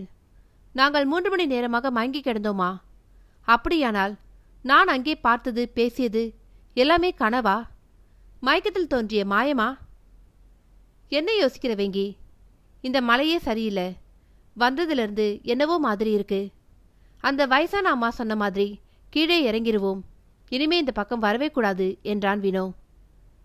இன்னும் அந்த அம்மா என்னென்ன சொன்னாங்கடா என்றான் வெங்கி. அவனுக்கு எப்படியாவது தனது மர்மத்துக்கு விடை தெரிய வராதா என்ற வேகம். வேற ஒன்றும் சொல்லல. அவங்க இங்க எதேச்சியா வந்த மாதிரி தெரியலடா. எங்களை பார்த்துதான் வந்தாங்க. அதுவும் நீயும் பாலாவும் மயக்கமா இருக்கிறத எதிர்பார்த்தது போலவே தான் பேசினாங்க என்றான் அமுதன். எழுந்து நண்பர்கள் அருகே சென்றான் வெங்கி. இன்னமும் எழுந்திருக்கும் தெம்பு இல்லாதவனைப் போல அப்படியே அமர்ந்திருந்தான் பாலா. வினோ, தயவு செஞ்சு முழுசா சொல்லு. அந்த அம்மா எப்போ, எப்படி, எந்த வழியா வந்தாங்க? என்ன சொன்னாங்க? ஒரு வார்த்தை விடாம சொல்லுடா என்றான் வெங்கி. அவன் குரலில் ஆர்வம். சொல்றோம்டா. ஆனா நீங்க சொல்லி முடிச்சதும் அவங்கள தேடிக்கிட்டு கிளம்பக்கூடாது. எங்க கூட கீழே இறங்கிடணும். சம்மதமா என்றான் வினோ. பாலாவை பார்க்க அவன் தலையாட்டினான். அப்படியே செய்வதாக வெங்கியும் ஒப்புக்கொண்டான். நாங்க தூண்டில எடுக்க கார்கிட்ட போனோம்னு சொன்னேன் இல்ல, அப்போதான் ஏதோ சத்தம் கேட்டது. நாங்க பயந்து போய் நீங்க போன வழியில ஓடினோம். அப்ப நீயும் பாலாவும் பைத்தியம் பிடிச்சவங்க மாதிரி எங்கேயோ பார்த்துக்கிட்டு எதையோ பேசிக்கிட்டு உட்கார்ந்துட்டு இருந்தீங்க. எனக்கு ரொம்ப பயமா போச்சுடா என்று கண்களில் நீரோடு பேசினான் அமுதன். தொடர்ந்தான் வினோ. உங்களை அந்த நிலையில் பார்த்ததும் எங்களுக்கு என்ன செய்யணும்னு தெரியல. கூப்பிட்டு பார்த்தோம், தட்டி பார்த்தோம். அவ்வளவு ஏன், அமுதன் உன்னை முதுகில் அடிக்க கூட செய்தான். ஆனா நீங்க எங்களை பார்க்கவும் இல்லை, பேசவும் இல்லை. எதையோ பார்த்து பேசிட்டு இருந்தீங்க என்றான். அவனது குரலிலிருந்து எவ்வளோ பயந்திருக்கிறார்கள் என புரிந்தது. ஒரு நிமிஷம் வினோ, நாங்க பேசினதுல ஏதாவது உங்களுக்கு புரிஞ்சுதா? வார்த்தைகளே குளறலாகத்தான் இருந்தது. ஆனால் ஒரு சில வார்த்தைகள் மட்டும் ஓரளவு தெளிவாய் இருந்தது. காஞ்சப்பூ, மதில் சுவர், எரிக்கணும்னு இப்படி சில வார்த்தைகள் ஒன்றுக்கொன்று சம்மந்தமில்லாமல் இருந்தது. அப்புறம் அமுதன் சொன்னபடி பேசாம உங்களை வண்டியில ஏற்றி ஊருக்கு கூட்டிட்டு போயிடலாம்னு தான் நினைச்சோம். ஆனா உங்களை அசைக்க கூட முடியல. நீங்க ஒத்துழைக்கவும் இல்லை. அப்பதான் அந்த அம்மா வந்தாங்க என்றான் வினோ. அவங்க பார்க்கறதுக்கு எப்படி இருந்தாங்க? சாதாரணமாகத்தான் இருந்தாங்க. புடவை மட்டும் கொஞ்சம் பழங்கால டைப்ல கட்டியிருந்தாங்க. நெத்தியில பொட்டு, கழுத்துல கருப்பா ஏதோ செயின், அவ்வளோதான். மற்றபடி குறிப்பிட்டு சொல்லும்படியாக இல்லை. இந்த மலையில் இருக்கிற சாதாரண கிழவியை போலத்தான் இருந்தாங்க. ஆனா அவங்க கிட்ட இருக்கும் பொழுது மனசுக்கு ரொம்ப நிம்மதியாக இருந்தது. அவங்கள பார்த்ததுமே இவங்க உங்களை சரி பண்ணிடுவாங்கன்னு நம்பிக்கை வந்தது என்றான் அமுதன். அப்புறம் அவங்க என்ன செஞ்சாங்க என்றான் பாலா. அவனும் எழுந்து இப்பொழுது அருகில் வந்துவிட்டான். உங்களை கூப்பிட்டாங்க. உன்னை குறிப்பா கூப்பிட்டாங்க. வெங்கடேசன்னு சொன்னாங்க. எங்களுக்கு ஒரே ஆச்சரியம். உன் பேர் இவங்களுக்கு எப்படி தெரியும்னு அதை வினோ கேட்டான். ஆனா அவங்க ஒன்றும் பதில் சொல்லல. திகைப்புக்கு மேல் திகைப்பு வெங்கிக்கும் பாலாவுக்கும். எங்கோ காட்டில் இருக்கும் ஒரு வயோதிக பெண்மணிக்கு என் பெயர் எப்படி தெரியும் என என்றான் பாலா. ஏனோ அவனுக்கு இப்பொழுது பயம் போய்விட்டது. அவங்க வாய்க்குள்ள பேசினது எங்களுக்கும் கொஞ்சம் கேட்டது. நித்தியமலை முந்திக்கிட்டா. இவங்கள ஒருத்தனை பிடிச்சிருவா, எப்படியாவது மீட்கணும். அப்புறமா நித்தியமலையை பார்த்துக்கலாம்னு சொன்னாங்க. எங்களுக்கு எதுவும் புரியலனாலும் சரின்னு தலையாட்டினோம். உங்க தலையில ஏதோ ஒரு மூலிகையை வச்சு மந்திரம் சொன்னாங்க. அப்பதான் திரும்பவும் பயங்கரமான சத்தம் கேட்டது. கருப்பா ஏதோ ஒன்று புகை மாதிரி போச்சு. அந்த அம்மாவே கொஞ்சம் ஆடி போயிட்டாங்க. கீழே விழ பார்த்தவங்கள அமுதன் தான் பிடிச்சுக்கிட்டான். ஆமாண்டா, அப்ப அந்த அம்மா என்னை ஆசீர்வதிச்சாங்க. சரியான நேரத்தில் எனக்கு உதவுனப்பா. உன்னை நான் ஆசீர்வதிக்கிறேன்னு சொல்லி என் தலையில கை வச்சாங்க. அப்படியே மனசுக்குள்ள உற்சாகமும் மகிழ்ச்சியும் பொங்குச்சு எனக்கு என்றான் அமுதன். அவன் குரலில் இன்னமும் பரவசம். அப்புறம்தான் நாங்க சத்தம் வந்த திசையை பார்த்தோம். நீயும் பாலாவும் ஒரு மரத்தடியில மயங்கி கிடந்தீங்க. உங்ககிட்ட ஒரே புகை வாடை. கிட்ட வந்தா நீங்க உயிரோடு இருக்கீங்களா இல்லையா எதுவும் தெரியல. நாங்க அந்த அம்மா கிட்ட என்னம்மா செய்யணும்னு கேட்டோம். அதுக்கு அந்த அம்மா, கவலைப்படாதீங்க தம்பிங்களா, உங்க நண்பர்கள் பழிச்சுக்கிட்டாங்க. ஆனா இனிமே அவங்கள இங்க வரவிடாதீங்க. மயக்கம் தெளிஞ்சதும் கீழே கூட்டிக்கிட்டு போயிருங்க, கவனமா பார்த்துக்குங்கன்னு சொன்னாங்க. பேச்சே வரவில்லை இரு நண்பர்களுக்கும். இது என்ன அதிசயம்? நாங்கள் பைத்தியம் பிடித்தவர்களைப் போல இருந்தோமா? வினோவும் அமுதனும் சொல்வதை வைத்து பார்க்கும்பொழுது நாங்கள் செய்ததற்கும் உளறியதற்கும் கட்டாயம் சம்பந்தம் இருக்கிறது. ஆனால் நாங்கள் பங்களாவுக்குள் இல்லையா? அங்கே தான் இருந்தோம் என்றால் இங்கேயும் எப்படி எங்களால் இருக்க முடியும்? எல்லாம் ஒரே மாயமாக இருக்கிறதே. ரொம்ப யோசிக்காதீங்கடா, முதல்ல மலை இறங்கிடுவோம், அப்புறம் எவ்வளோ வேண்டுமானாலும் பேசுவோம் என்று அவசரப்பட்டான் வினோ. சூரியன் வேறு இறங்கிக் கொண்டே இருக்க நண்பன் சொல்வதுதான் சரி என்று முடிவு செய்து தலையாட்டினான் வெங்கி. பொருட்களை ஒவ்வொன்றாக காரில் எடுத்து வைத்தனர். அப்பொழுது மீண்டும் புகை நாற்றம் வருவதைப் போலிருக்க சற்றே நிதானித்தான் வெங்கி. டேய், எல்லோரும் கொஞ்சம் கவனிங்க, திடீர்னு புகை நாற்றம் வர மாதிரி இல்ல என்றான் வெங்கி. அதை கேட்டதும் அமுதனும் வினோவும் அதிர்வது வெளிப்படையாக தெரிந்தது. ஆமாண்டா, அந்த அம்மா சொன்னபடியே தான் நடக்குது. முதல்ல உன் கையில் இருக்கிற அந்த பாட்டிலை தூக்கி போடு, தயவு செஞ்சு கேள்வி கேட்காம தூக்கி போடுறா என்று கத்தினான் அமுதன். கல்லாய் நின்றிருந்த வெங்கியின் கரங்களிலிருந்து பாட்டிலை பிடுங்கி தூர எறிந்தான் பாலா. பக்கத்தில் இருந்த ஒரு பாறையில் மோதியது அது. ஆனால் கண்ணாடி சிதறாமல் ரப்பர் பந்தை போல துள்ளி ஒரு புதரின் மேல் விழுந்தது. ஏதோ ஒரு பெரிய மிருகம் கீழே விழுவது போன்ற சத்தம் கேட்டது. அதை கேட்டதும் அமுதனும் வினோவும் மின்னல் வேகத்தில் செயல்பட்டு வெங்கியை அப்படியே தூக்கி குண்டுகட்டாக வண்டியில் ஏற்றினர். பாலா சொல்லவே தேவையில்லாதபடி பின்னால் தாவி அமர்ந்து கொண்டான். டிரைவர் சீட்டில் அமர்ந்த வினோ கை நடுக்கத்தையும் பொருட்படுத்தாமல் வண்டியை ஓட்டினான். ரிவர்ஸ் எடுத்து பாதையில் வண்டி வருவதற்குள் ஏதோ ஒரு பயங்கர மிருகம் வண்டியை துரத்துவது போலிருக்க பின்னால பார்த்தான் வெங்கி. கண்களுக்கு எதுவும் தெரியவில்லை என்றாலும் ஏதோ ஒன்று ஓடிவரும் சத்தம் மட்டும் கேட்டுக்கொண்டே இருந்தது. வேகத்தை அதிகப்படுத்தினான் வினோ. யாரோ பலமாக பின்னால் இருந்து இழுப்பதைப் போல வண்டி மிகவும் கஷ்டப்பட்டுதான் ஓடியது. ஒரு இடத்தை அடைந்ததும் எல்லாம் சரியானது போல இருந்தது. வனப்பேச்சியின் கோவில் என்ற போர்டு அவர்களை வழிநடத்துவது போலிருந்தது. கோவிலை கடக்கும் பொழுது தன்னையும் அறியாமல் கைகூப்பி வணங்கினான் வெங்கி. அவனைத் தொடர்ந்து பாலாவும் வணங்கினான். அந்த சிறிய கோவிலில் இருந்த தூண்டாமணி விளக்கு எரிந்து அவர்களுக்கு வழிகாட்டியது. ஆனாலும் ஆபத்து வர இருக்கிறது என்பதாலோ என்னவோ காற்றே இல்லாத நேரத்தில் கூட தீபத்தின் சுடர் ஆடிக்கொண்டிருந்தது. அத்தியாயம் 4.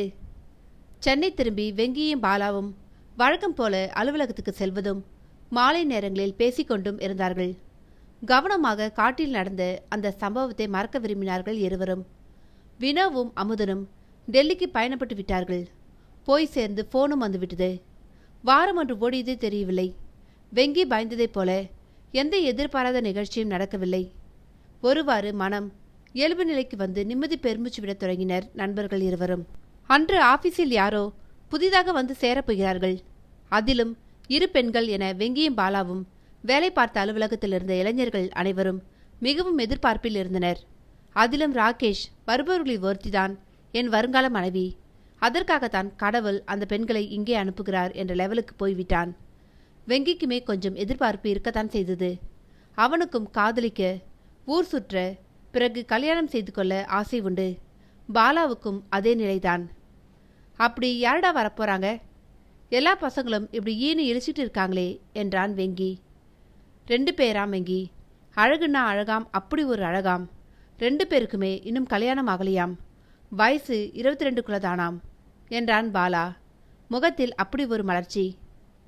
இத்தனை விவரம் உனக்கு எப்படிடா தெரியும் என்றான் வெங்கி. நம்ப மாட்டியா நீ? நம்ம ராகேஷ் தான் அவங்கள இன்டர்வியூவில் வச்சு பார்த்தானாம். அப்படியே மயங்கிட்டானா பார்த்துக்கையே. அவன்தான் சொன்னான் என்றான் பாலா பதிலுக்கு. சரி வரட்டும் பார்ப்போம் என வேலையில் ஆழ்ந்து விட்டான். வெங்கியின் காதருகே ஏதோ குரல் கேட்க திருக்கிட்டு நிமிர்ந்தான். யாருமே இல்லை.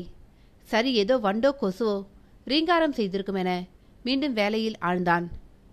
நித்தியமலி வரா, எச்சரிக்கையாய் இரு, மயங்கிடாது என்ற ஒரு குரல் தெளிவாக கேட்டது. திருக்கிட்டு போய் சுற்றுமுற்றும் பார்த்தான். பக்கத்து இருக்கையில் பாலா எந்த விதமான சலனமும் இல்லாமல் வேலை செய்து கொண்டிருந்தான். பாலா, டேய் பாலா. என்ன? இப்போ என் காதுகிட்ட யாரோ பேசினாங்கடா என்றான் பயந்த குரலில். அந்த பொண்ணுங்களை பார்க்க கூட இல்லை, உளர ஆரம்பிச்சிட்டியா என்றான் பாலா கிண்டலாக.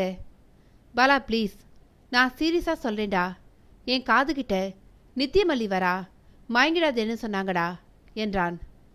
நித்தியமல்லி என்ற பெயரை கேட்டதும் முகம் சீரியஸானது பாலாவுக்கு. வெங்கி, அந்த பேரை தானே அன்னைக்கு காட்டில் அந்த அம்மா சொன்னதா அமுதன் சொன்னான் என்றான் அவசரமாக. மெல்ல வியர்க்க தொடங்கியது அவனுக்கு. அதான் எனக்கு கொஞ்சம் குழப்பமா இருக்கு.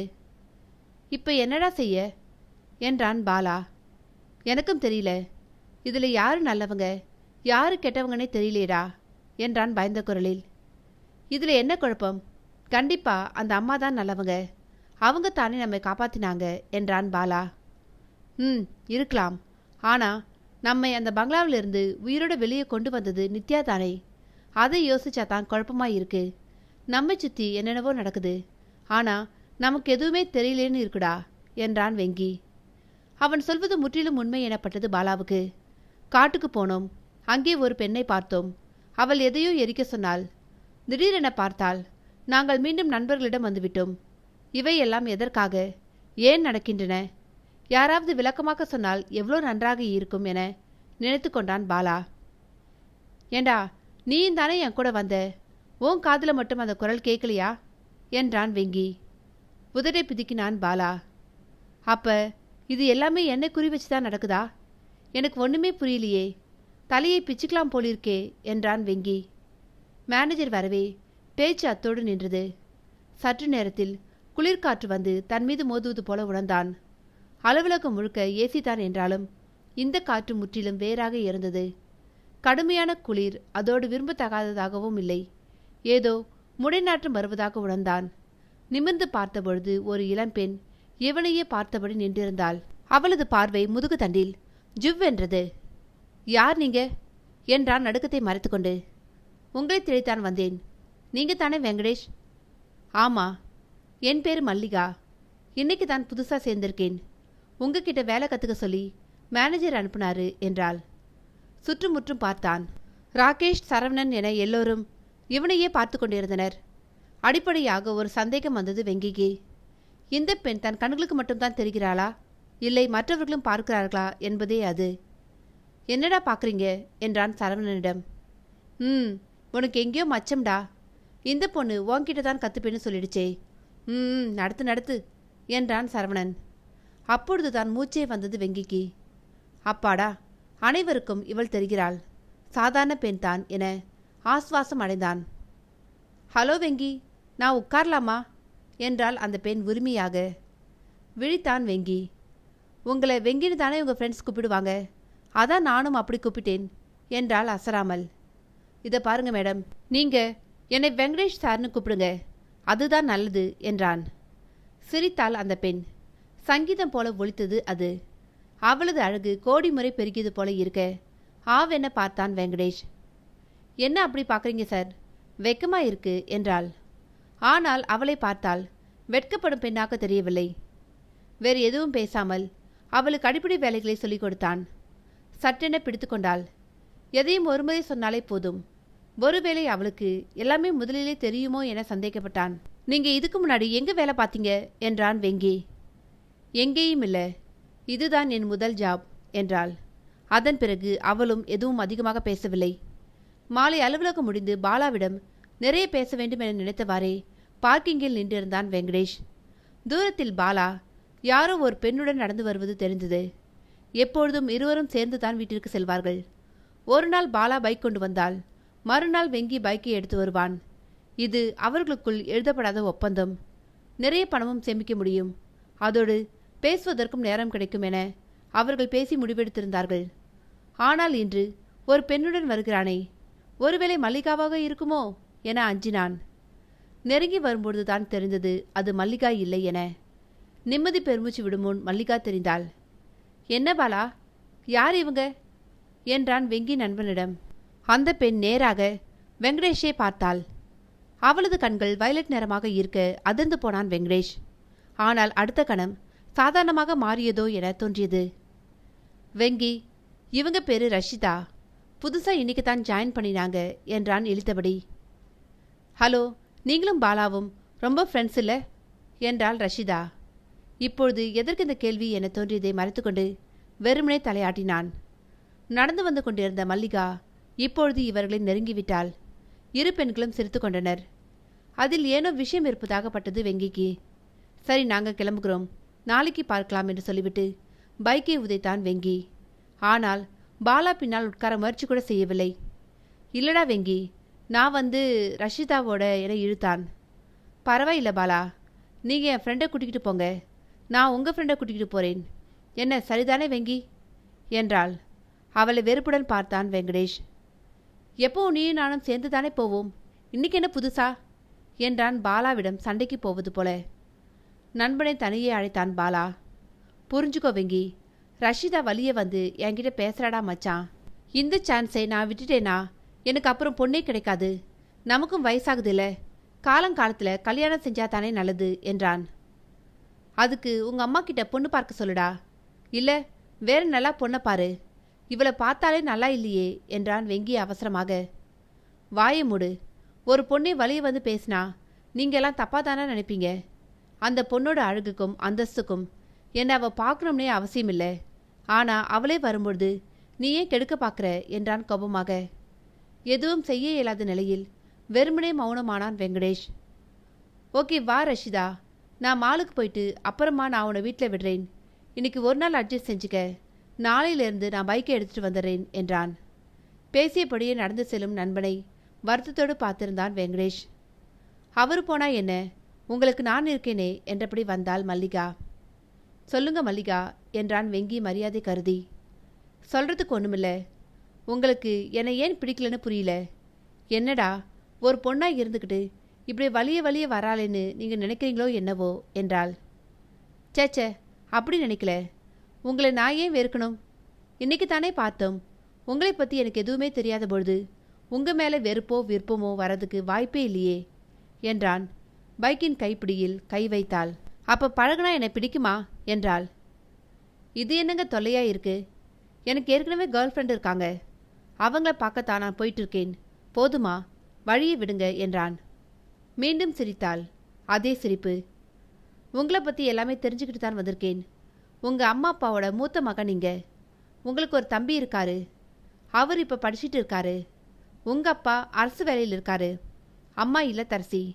இன்னும் ஒரு வருஷம் கழிச்சு தான் உங்களுக்கு வீட்டில் பொண்ணு பார்க்க போகிறாங்க. முறை பொண்ணு யாரும் இல்லை, நீங்களும் யாரையும் காதலிக்கல. இதெல்லாம் தெரிஞ்சுக்கிட்டு தான் வந்தேன், பொய் சொல்லி தப்பிக்க பார்க்காதீங்க என்றாள். மீண்டும் முதுகு தண்டு ஜிலீர் என்றது. இவ்வளவு விவரம் சேகரிச்சிங்களே, நான் முன்ன பின்ன தெரியாத உங்களோடு வெளியே போக மாட்டேன்னு தெரியாதா என்று சொல்லிவிட்டு பைக்கை உதைத்து பறந்து விட்டான். மீண்டும் யாரோ பின்னாலிருந்து வண்டியை இழுக்க முயற்சி செய்வது போல் இருக்க வனப்பேச்சை எடுத்துக்கொண்டான். வண்டி சிட்டாக பறந்தது. எங்கே போயிருவ? இந்த மல்லிகாவை தேடி நீ வந்துதானே ஆகணும் என எக்கால சிரிப்புடன் நின்றிருந்தாள் மல்லிகா. அவளது கைகளில் ஏதோ சாம்பல். அத்தியாயம் 5. அன்று பார்க்கிங்கில் நடந்த அந்த நிகழ்ச்சி வெங்கியை பயத்திலும் குழப்பத்திலும் ஆழ்த்தியது. அவன் பயந்தாங்கொலி இல்லை என்றாலும் கடந்த சில நாட்களாக அவனது வாழ்க்கையில் நடந்த சில நிகழ்வுகள் அவனை குழப்பின. இதை எப்படி எடுத்துக்கொள்வது? அந்த பெண்ணுக்கும் மல்லிகாவுக்கும் தொடர்பு இருக்குமா? ஆனால் அவள் முற்றிலும் வேறு மாதிரி இருந்தாளே. நித்தியமல்லியிடம் நெருங்கும் பொழுது ஏற்பட்ட அதே பயம் மல்லிகா நெருங்கும் பொழுதும் ஏற்படுகிறது. ஆனால் பாலா இதனால் பாதிக்கப்பட்டிருப்பது போல தெரியவில்லை. அவள் ஏன் என்னை மட்டும் நெருங்கி வருகிறாள்? இப்படி பல சிந்தனைகளால் அலைகழிக்கப்பட்டான். பாலாவுக்கு இப்பொழுதெல்லாம் வெங்கியோடு பேச நேரமே கிடைப்பதில்லை. எந்நேரமும் ரஷிதா தான். வெங்கியும் அதை கவனிக்கும் மனநிலையில் இல்லை.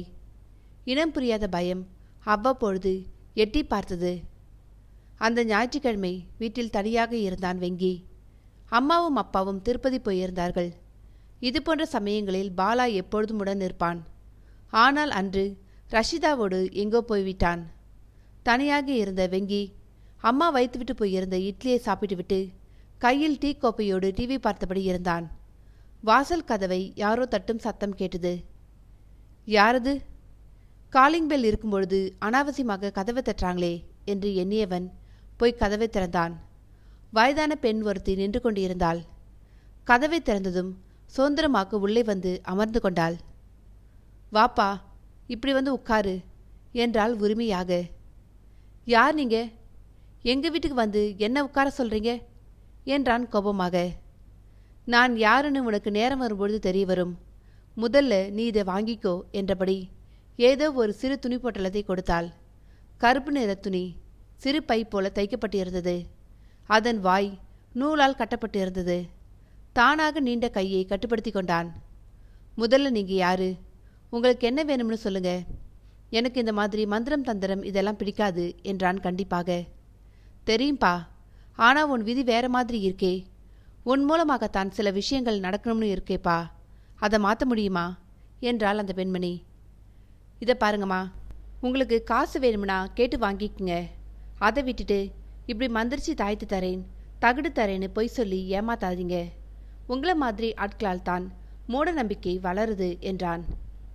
எனக்கு எதுக்குப்பா உங்க காசு? நான் நினைச்சா என்னால் கோடி கோடியாக பணம் பண்ண முடியும். ஆனால் என் நோக்கம் அது இல்லை என்றாள். அதெல்லாம் சும்மா. உங்களை மாதிரி இருக்கிறவங்க மக்கள் கொடுக்குற பணத்தில் தான் வாழறீங்க. ஆனால் பேச்சு மட்டும் வேறு மாதிரி இருக்கும் என்றான் கிண்டலாக. உண்மைதான்ப்பா, சில பேர் மக்களை ஏமாத்துறாங்க தான். ஆனால் நான் அந்த ரகத்தை சேர்ந்தவ இல்லை. என்ன நம்பினா உனக்கு தான் நல்லது. இந்த பொதியை எப்பவும் கூடவே வச்சுக்கோ. நித்தியமலியால் எந்த பிரச்சனையும் வராது என்றாள் அந்த பெண்மணி. நரம்பில் ஊசி போட்டது போல அதிர்ந்தான் வெங்கி. நித்தியமல்லியை பற்றி இந்த கிழவிக்கு எப்படி தெரியும்? எனக்கு எப்படி அவளை பற்றி தெரியும்னு யோசிக்கிறியா? அன்னைக்கு உன்னையும் உன் நண்பனையும் காப்பாற்றினது நான் தானே என்றாள் அதிரடியாக. என்ன சொல்வது என்று தெரியாமல் விழித்தான் வெங்கி. அவனுக்கு நம்பவும் முடியவில்லை, நம்பாமல் இருக்கவும் முடியவில்லை. என்னப்பா, நம்ப முடியலையா என்றாள். மிடறு விழுங்கினான். மனதில் நினைப்பதையெல்லாம் சொல்கிறாளே, பெரும் மாயக்காரியாக இருப்பாளோ என யோசித்தான். இதை பாருப்பா, உனக்கு முன் நண்பனுக்கும் மிகப்பெரிய ஆபத்து வர இருக்கு. அதில் இருந்து நீங்கள் தப்பிச்சே ஆகணும். அதுதான் எல்லோருக்கும் நல்லது. இல்லனா மிகப்பெரிய அனர்த்தங்கள் விளையும் என்றாள் அந்த பெண்மணி. என்ன ஆபத்து? அதை சொல்ல எனக்கு அதிகாரம் இல்லப்பா. ஆனால் நீ எப்பவும் ஜாக்கிரதையாக இருக்கணும். யாரையும் நம்பிடாத. இந்த பொதியை எப்பவும் கூடவே வச்சுக்கோ. என்ன என்றாள் மீண்டும். அப்பொழுது காலிங் பெல் அடிக்கும் சத்தம் கேட்க வெளியேறியது கிழவியின் முகம். முதல்ல இதை வாங்கிட்டு போய் கதவை தர என்றாள் அதிகாரமான குரலில். வாங்க கை நீட்டிய அதே நேரம் எங்கிருந்தோ வந்த வண்டு அந்த கிழவியின் கைகளை கொட்ட அந்த பொதியை கீழே போட்டுவிட்டாள். கீழே விழுந்ததும் அந்த பை பச்சை நிறமாக எரிய ஆரம்பித்தது. கால்கள் வேரோடியது போல உணர்ந்தான் வெங்கி. காலிங் பெல்லோ விடாமல் அலறியது. சட்டென அந்த நெருப்பை சுற்றி கொண்டு போய் கதவை திறந்தான். திறந்தவனுக்கு மூச்சே நின்றுவிடும் போலாகிவிட்டது. அச்சு அசல் உள்ளிருக்கும் கிழவியைப் போலவே ஒருத்தி நின்றிருந்தாள். நாக்கு இழுத்து கொண்டு விட்டது வெங்கிக்கு. இதெல்லாம் நிஜமாக நடக்கிறதா, இல்லை கெட்ட கனவு காண்கிறோமா என்ற சந்தேகம் வந்துவிட்டது அவனுக்கு. அவன் பார்த்து கொண்டிருக்கும் பொழுதே கரும்புகை ஒன்று வெளியேறியது. ஆனால் அது கடக்கும் பொழுது சிலீர் என்று உணர்ந்தான்.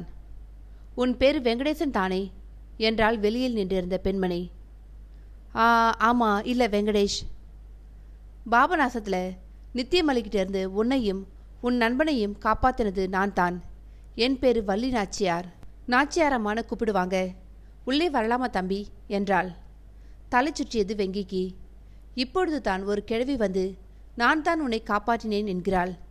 அவளைப் போலவே இன்னொருத்தி வந்து நான் தான் காப்பாற்றினேன் என்கிறாள். இதில் யார் சொல்வது உண்மை என யோசித்தான். தம்பி, உள்ளே போனா உங்க குழப்பம் தீர்ந்துடும். வீட்டுக்குள்ளே போங்க என்றாள் அந்த பெண்மணி. அதுதான் சரி. இருவரையும் நேருக்கு நேராக நிற்க வைத்து யார் அசல் யார் போலி என முடிவு செய்து விடுவோம் என எண்ணிக்கொண்டு நாச்சியார் அம்மாவை உள்ளே அழைத்து சென்றான். ஹால் காலியாக இருந்தது. பாட்டி, எங்கே போயிட்டீங்க என்று குரல் கொடுத்தான். குரலை எழும்பவில்லை. அவ போயிட்டாப்பா. நீ எனக்காக கதவை திறக்கும் பொழுதே அவ போயிட்டா என்றாள் நாச்சியார் அம்மா. தலையை கையில் பிடித்தபடி அமர்ந்து விட்டான் வெங்கி. அம்மா, என்னை சுற்றி என்ன நடக்குதுன்னே தெரியல. யாரை நம்புறது, யாரை நம்பக்கூடாது ஒன்றும் புரியல. நீங்கள் யாரு? உங்களுக்கு என்ன எப்படி தெரியும்? கொஞ்சம் முன்னாடி வந்தாங்களே அவங்க யாரு? அவங்க ஏன் உங்களை மாதிரியே இருக்காங்க? 2 பேரும் இரட்டை பிறவிகளா என்றான். நீ யாரையும் நம்பாதே வெங்கடேசா. உன்னோட உள்ளுணர்வை நம்பு, கடவுளை நம்பு என்றாள் அந்த அம்மாள். நான் என்ன தப்பு செஞ்சேன்? சாதாரணமாக போயிட்டு இருந்த என் வாழ்க்கையில் ஏன் இத்தனை குழப்பம்? என்னை சுற்றி என்ன நடக்குது? ஒன்றுமே புரியலம்மா என்றான் மெல்லிய குரலில். தெரியும்பா, உன்னோட குழப்பத்தை என்னால் புரிஞ்சிக்க முடியுது. நித்தியமல்லி உன்னை கண்டுக்கிட்டா. இனிமே விடமாட்டா. அதனால ரொம்ப எச்சரிக்கையாக இருக்கணும் நீ என்றாள் நாச்சியாரம்மா. யாரும்மா நித்தியமல்லி? நல்ல கேள்விதான். ஆனா அதுக்கு பதில் நான் சொல்லக்கூடாது. நான் சொல்ற இடத்துக்கு போ. அங்க போனா உனக்கு நித்தியமல்லி யாரு, அவளுக்கும் உனக்கும் என்ன சம்பந்தம், ஏன் அவ உன்னை தேடுறா, இந்த கேள்விக்கெல்லாம் பதில் கிடைக்கும். அது தெரிஞ்ச பிறகு நீ யாரு பக்கம் என்பதை முடிவு செஞ்சுக்கோ. ஆனா அது வரைக்கும் ரொம்ப எச்சரிக்கையாய் இருக்கணும். யாரு என்ன பொருள் கொடுத்தாலும் வாங்காதே என்றாள். மூச்சு முட்டி வாந்தி வரும் போல ஆகிவிட்டது வெங்கிக்கு. நான் இப்ப என்ன செய்யணும் என்றான் கஷ்டப்பட்டு. முதல்ல நீ களக்காடு மலை மேல இருக்கிற பெருமாள் கோவிலுக்கு போ. அங்க உனக்கு அடுத்து என்னன்னு தெரிய வரும். தனியா போகாதே, உன் நண்பன் பாலகிருஷ்ணனையும் கூட்டிக்கிட்டு போ என்றாள் வயதான அம்மாள். இல்லம்மா, நான் தனியாத்தான் போவேன். அங்கே எனக்கு என்ன நடக்கும்னு தெரியாது. என்ன ஆபத்து வேண்டுமானாலும் வரலாம். அவனை கூட்டிக்கிட்டு போய் அவன் வாழ்க்கையையும் நான் பாழடிக்கவா செய்வேன்? மாட்டேம்மா, அவனாவது நிம்மதியாய் இருக்கட்டும் என்றான். நீ ரொம்ப நல்லவன் தம்பி. எப்பொழுது வனப்பேச்சு நினைச்சுக்கோ, உனக்கு எந்த ஆபத்தும் வராது என்றாள் மென்மையாக. அப்ப நான் தனியா போகலாம் தானே? இல்லப்பா, தெரிஞ்சோ தெரியாமலோ நீ உன் நண்பனை நித்தியமல்லி கண்ணில் காட்டிட்ட. உனக்கும் அவனுக்கும் இந்த ஜென்மம் இல்லை, அதுக்கு முன்னே இருந்தே தொடர்பு இருக்கு. அதனால அவனுக்கும் ஆபத்து இருக்கு. எப்பொழுதும் அவன் உன் கூட வர்றது நல்லது என்றாள் அந்த அம்மாள். எனக்கும் பாலாவுக்கும் போன ஜென்மத்திலேயே தொடர்பா? இதெல்லாம் கதைகளிலும் சினிமாக்களிலும் தானே வரும். நிஜ வாழ்க்கையில் கூட வருமா? ஆனால் கடந்த சில நாட்களாக தன்னை சுற்றி நடப்பவற்றை விளக்க தெளிவான காரணங்களோ விளக்கங்களோ இல்லை என்பது மட்டும் நிச்சயம். திடீரென யாரோ எச்சரிக்கிறார்கள். யாரோ ஒரு அழகான பெண் வழியே வந்து பேசுகிறாள். ஆனால் அவளை பார்த்தாலே பயமாக இருக்கிறது. இதை வெளியில் சொன்னால் என்ன நினைப்பார்கள்? கேவலமாக இல்லை? ஒருவேளை எனக்கு பைத்தியம் பிடிக்கப் போகிறதோ? ஆனால் எனக்கு ஏற்பட்ட அதே அனுபவம் பாலாவுக்கும் தானே ஏற்பட்டிருக்கிறது. அப்படியானால் இந்த அம்மாள் சொல்வது போல் எங்களுக்குள் ஏதோ சம்பந்தம் இருக்கிறது போல. இப்படி நிம்மதியற்ற மனதுடன் பயந்து பயந்து வாழ்வதை விட இது ஏன் ஏற்படுகிறது என்று அலசிவிடலாம். ஒரு தீர்மானத்திற்கு வந்தவன் நாச்சியார் அம்மாளை ஏறிட்டான். அம்மா, நீங்க சொன்ன மாதிரி நாளைக்கே ஆபீஸ்க்கு ஒரு மாசம் லீவு போட்டுட்டு என்னோட குழப்பத்துக்கு விடை தர போறேன் என்றான் வெங்கி முடிவாக. ரொம்ப நல்லதுப்பா. சிவனை சித்தத்தில் வை, வனப்பேச்சியை மனதில் வை, மனதை தடுமாற விடாதே, எல்லாமே நல்லபடியா நடக்கும் என்று சொல்லிவிட்டு அந்த அம்மாள் போய்விட்டாள். இனி என்ன செய்ய? களக்காடு என்ற இடம் எங்கே இருக்கிறது? அங்கு மலை இருக்கிறதா? எப்படி களக்காடு மலை மேல் இருக்கும் பெருமாள் கோவிலை கண்டுபிடிப்பது? அங்கே போனால் என்ன நடக்கும்? இந்த நாச்சியார் அம்மாளை எவ்வளோ தூரம் நம்பலாம்? அவர்கள் நல்லவர்களா? இல்லை, என்னை காப்பாற்றியதாக பாலா சொல்கிறானே, அந்த பெண் நல்லவளா? இதில் பாலாவை ஈடுபடுத்துவது நல்லது என்கிறார்கள் அந்த அம்மா. ஆனா ரஷிதாவை விட்டு வரமாட்டேன் என்கிறானே, பாலாவை என்ன சொல்லி அழைப்பது? அம்மா அப்பாவிடம் என்ன சொல்வது என யோசித்தபடி அமர்ந்திருந்தான் வெங்கி. சிறிது நேரம் கழித்து தன் நண்பன் பாலாவை பார்க்க சென்றான். அவனிடம் அன்று நடந்த விஷயங்கள் அனைத்தையும் தெளிவாக எடுத்து கூறினான். பாலாவுக்கு பயத்தில் நாக்கு உலர்ந்து போனது. இருவரும் அந்த கோவிலுக்கு செல்வது என தீர்மானித்து புறப்பட்டனர். ஒரு வழியாக தேடி அலைந்து அந்த கோவிலை கண்டுபிடித்து அவர்கள் அங்கு சென்றபொழுது ஒரு மனிதர் இவர்களையே உற்று பார்த்துவிட்டு வனப்பேச்சியை வணங்க வேண்டும் என்று கூறினார். அத்தியாயம் 6. வனப்பேச்சியை வணங்க வேண்டும் என்று பேசிய அந்த மனிதரை உற்று பார்த்தான் வெங்கி. என்ன அப்படி பார்க்கிறேன் என்றார். எனக்கு என்ன சொல்றது, எப்படி சொல்றதுன்னு தெரியல. வனப்பேச்சியை கும்பிட சொல்லி ஒரு வயசான அம்மா சொன்னாங்க. பார்த்தா நீங்களும் அதே தான் சொல்றீங்க. உங்களுக்கு அந்த அம்மாவை தெரியுமா என்றான். நீங்க எந்த அம்மா பத்தி சொல்றீங்கன்னு எனக்கு தெரியாதுப்பா. ஆனா தீய சக்தியை அழிக்க, நல்லது நடக்க வனப்பேச்சியை தானே எல்லோரும் கும்பிடுவாங்க. அதான் சொன்னேன். எனக்கு ஏதோ சில நிமித்தங்கள் தெரிகிறது. அதுபடி பார்த்தா உங்களை சுத்தி இப்ப தீய சக்திகள் இருக்குன்னு நினைக்கிறேன். ஆனா அதே மீறி நீங்க கோவிலுக்கு வந்திருக்கேன்னா தெய்வ சக்தியோட துணையும் இருக்கு என்றார் அமைதியாக. அவர் நின்றிருந்த பாணி, அவரது நெற்றி நாமம் இவற்றையெல்லாம் பார்த்தால் நம்பிக்கை வந்தது. சாமி, உங்களுக்கு இப்ப நேரம் இருக்கா? நிறைய பேசணும் என்றான் பாலா. அவனை முறைத்தான் வெங்கி. நண்பனை தனியாக அழைத்து போய் பேசினான் பாலா. என்னை தப்பா நினைக்காத வெங்கி, நாம பயங்கர குழப்பத்தில் இருக்கோம். இவர் நல்லவர் மாதிரி தான் தெரியுது. அதுவும் போக நிமித்தம் அப்படின்னு ஏதோ சொல்றாரு. நம்மை சுத்தி தீய சக்தி இருக்கலாம்னு சொல்றாரு. இவர்கிட்ட எல்லாத்தையும் சொல்லி உதவி கேட்டா என்ன என்றான். வெங்கிக்கு யோசனையாக இருந்தது. யாரை நம்புவது, யாரை நம்பக்கூடாது என்று தெரியவில்லை. இந்த ஐயர் ஒருவேளை நல்லவராக இல்லை என்றால் என்ன செய்ய? நித்தியமலியின் ஆளாக கூட இருக்கலாம். ஒருவேளை நாச்சியார் அம்மா நமக்கு உதவி செய்ய அனுப்பிய நபராய் இவர்? எப்படி தெரிந்து கொள்வது? இவரிடம் விஷயத்தை சொல்லி பார்ப்போம். என்ன பதில் வருகிறது என்பதை பொறுத்து முடிவு செய்து கொள்ளலாம் என தீர்மானித்து கொண்டான். இவர்கள் பேசிய இடைவெளியில் அந்த மனிதர் கோவில் பிரசாதம் ஆளுக்கு ஒரு கிண்ணம் வாங்கி வந்தார். மணக்க மணக்க புளி சாதமும் இன்னொரு கிண்ணத்தில் தயிர் சாதமும் இருந்தன. நல்ல இடம் தேடி அமர்ந்தார்கள். வாயில் பிரசாதத்தை போட்டபடி பேசினான் வெங்கி. சார், நாங்கள் சொல்ல போகிறத நீங்கள் நம்புவீங்களா இல்லையான்னு தெரியல. ஆனால் சொல்ல போகிறது அத்தனையும் உண்மைதான் சார் என்றான். நான் ஏன் நம்பாமல் இருக்க போறேன்?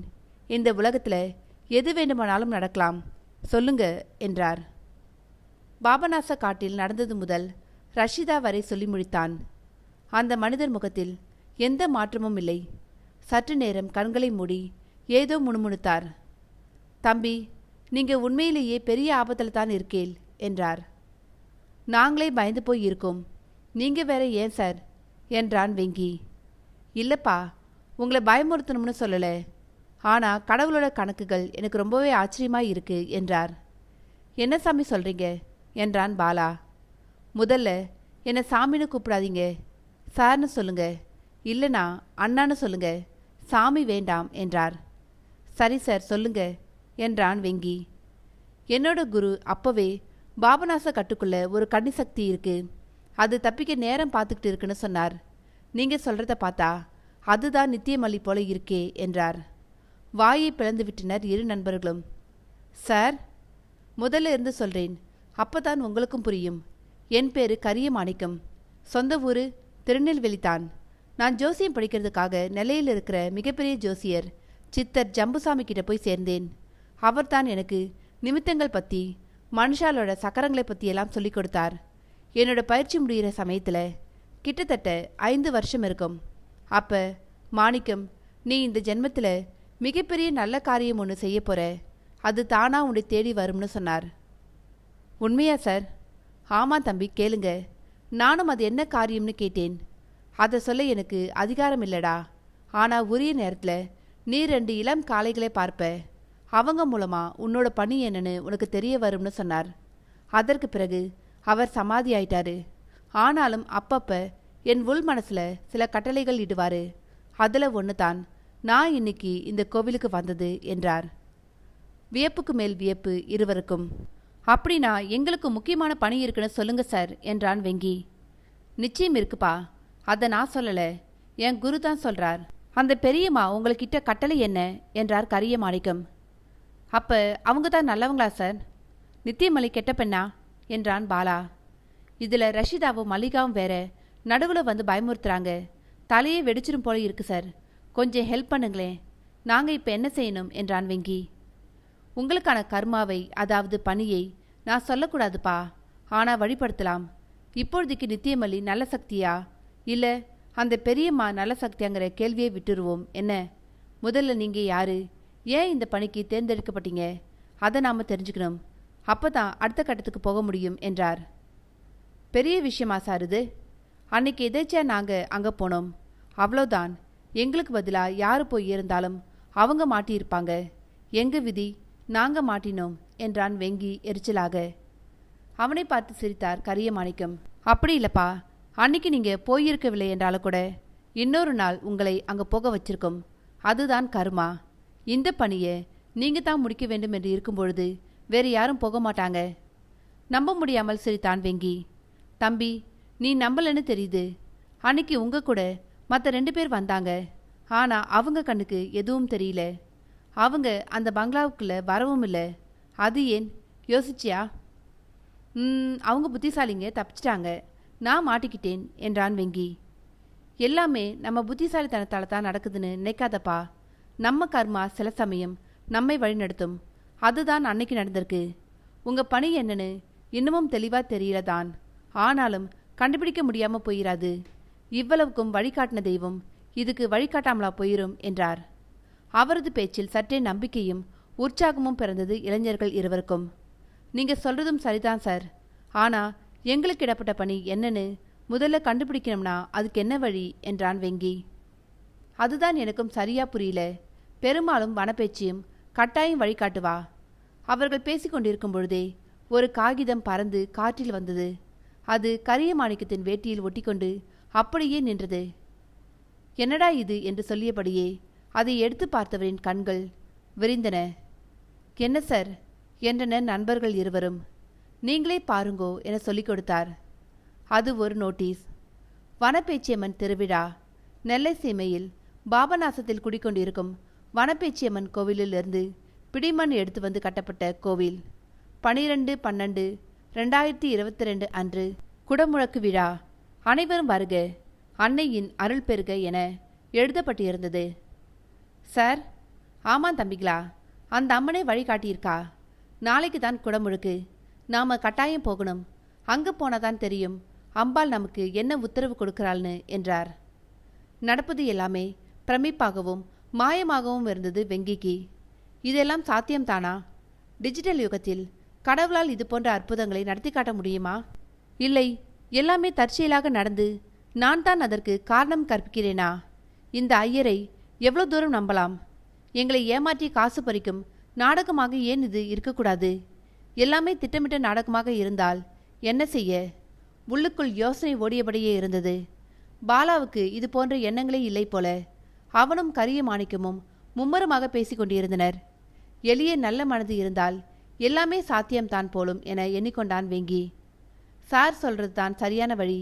நீ என்ன சொல்ற வெங்கி என்றான் பாலா. எதையுமே காதில் வாங்கிக்காத வெங்கி என்ன என்ன என அசடு வழிந்தான். என்னப்பா நீ, கவனம் எங்கே இருக்கு? பாலா பேசினதை நீ கேட்கவே இல்லையா என்றார் கரிய மாணிக்கம் சற்றே கோபமான குரலில்.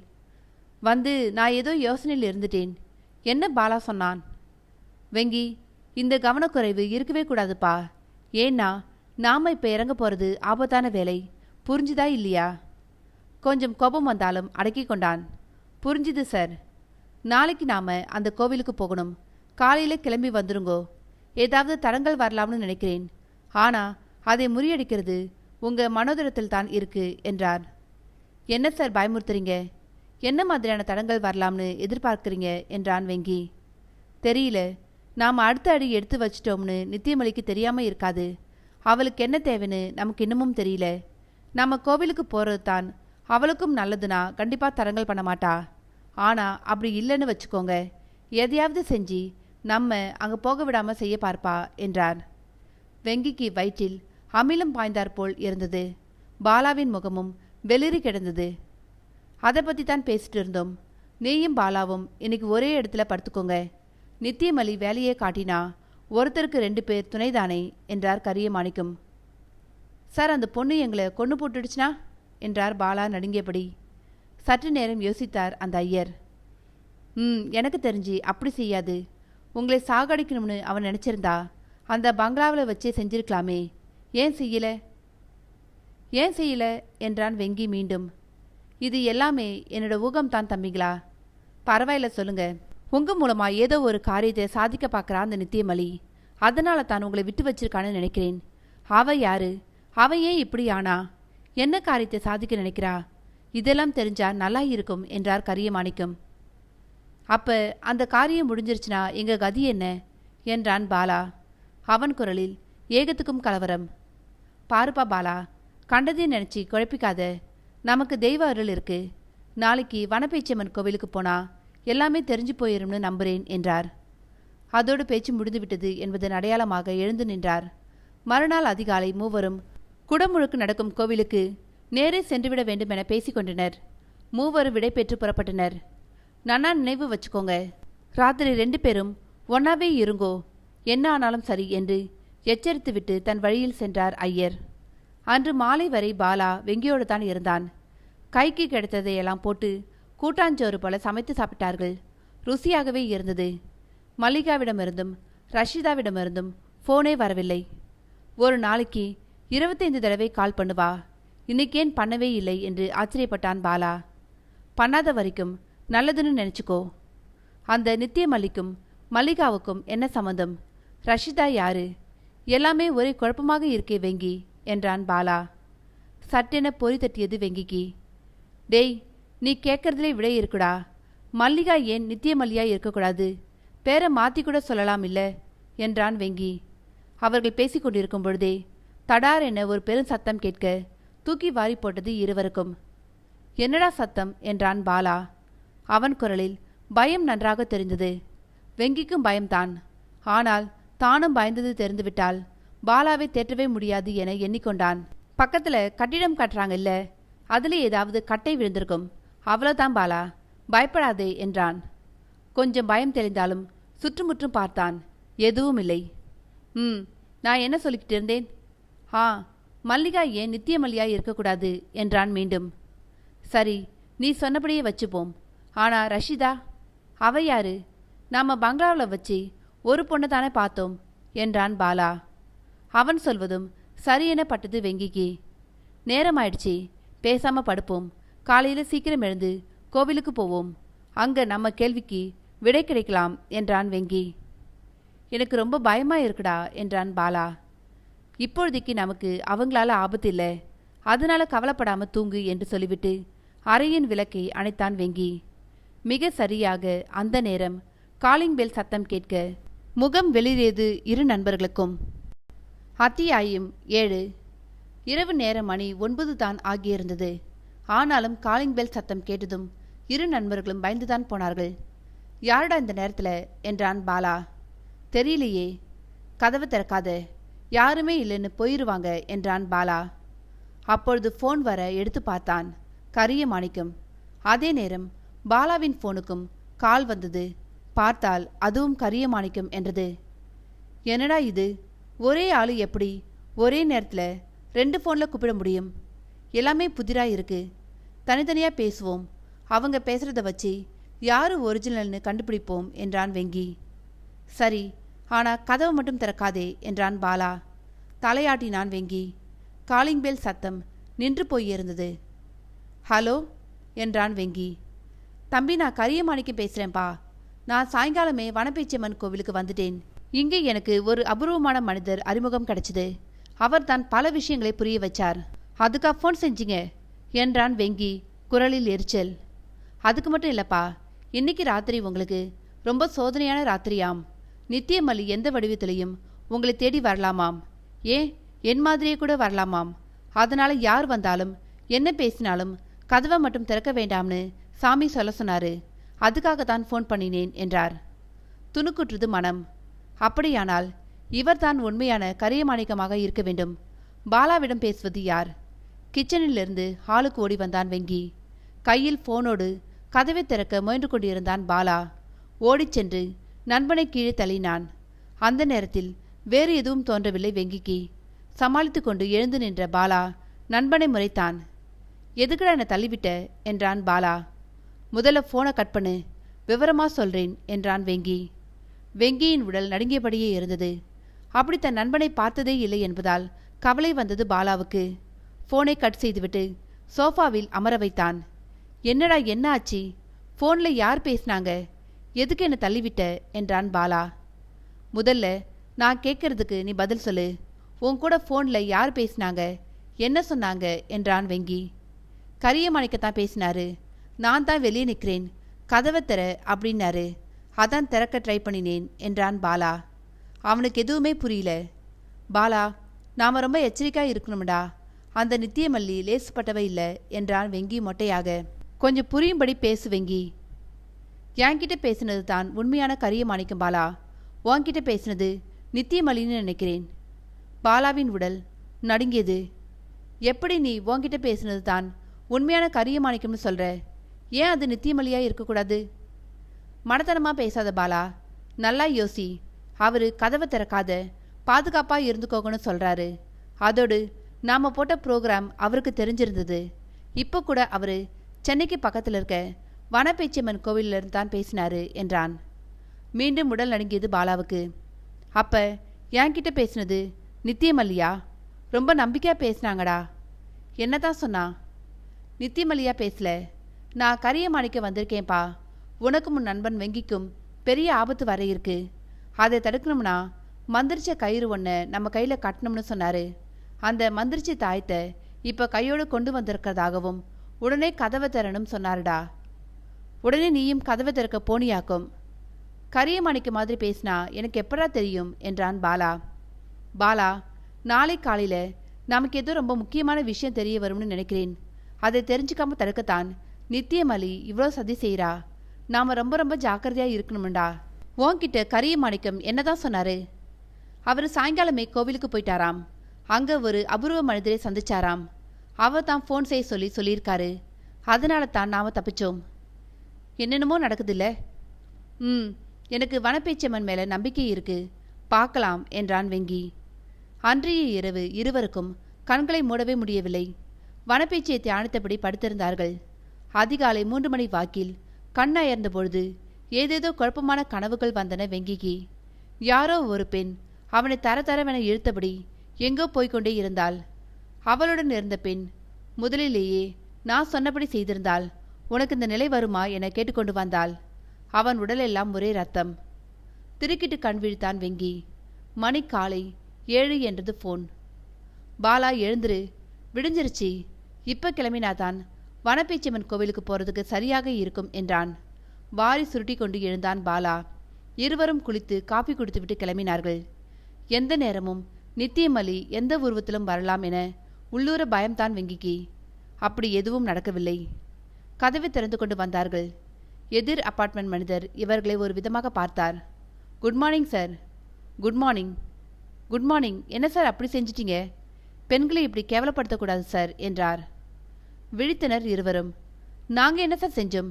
இப்போ தானே வீட்டுக்கு வெளியவே வரோம் என்றான் வெங்கி. உங்கள் லவ்வர்ஸ்ன்னு நினைக்கிறேன். 2 பொண்ணுங்க ரொம்ப நேரம் காலிங் பெல் அடிச்சுக்கிட்டே இருந்தாங்க. என்னத்தான் கோபம் என்றாலும் கதவு கூட திறக்காம இருக்கக்கூடாது. ராத்திரி நேரத்தில் 2 பொண்ணுங்களை தனியாக விடலாமா என்றார். பயத்தில் வேர்த்து விட்டது நண்பர்கள் இருவருக்கும்.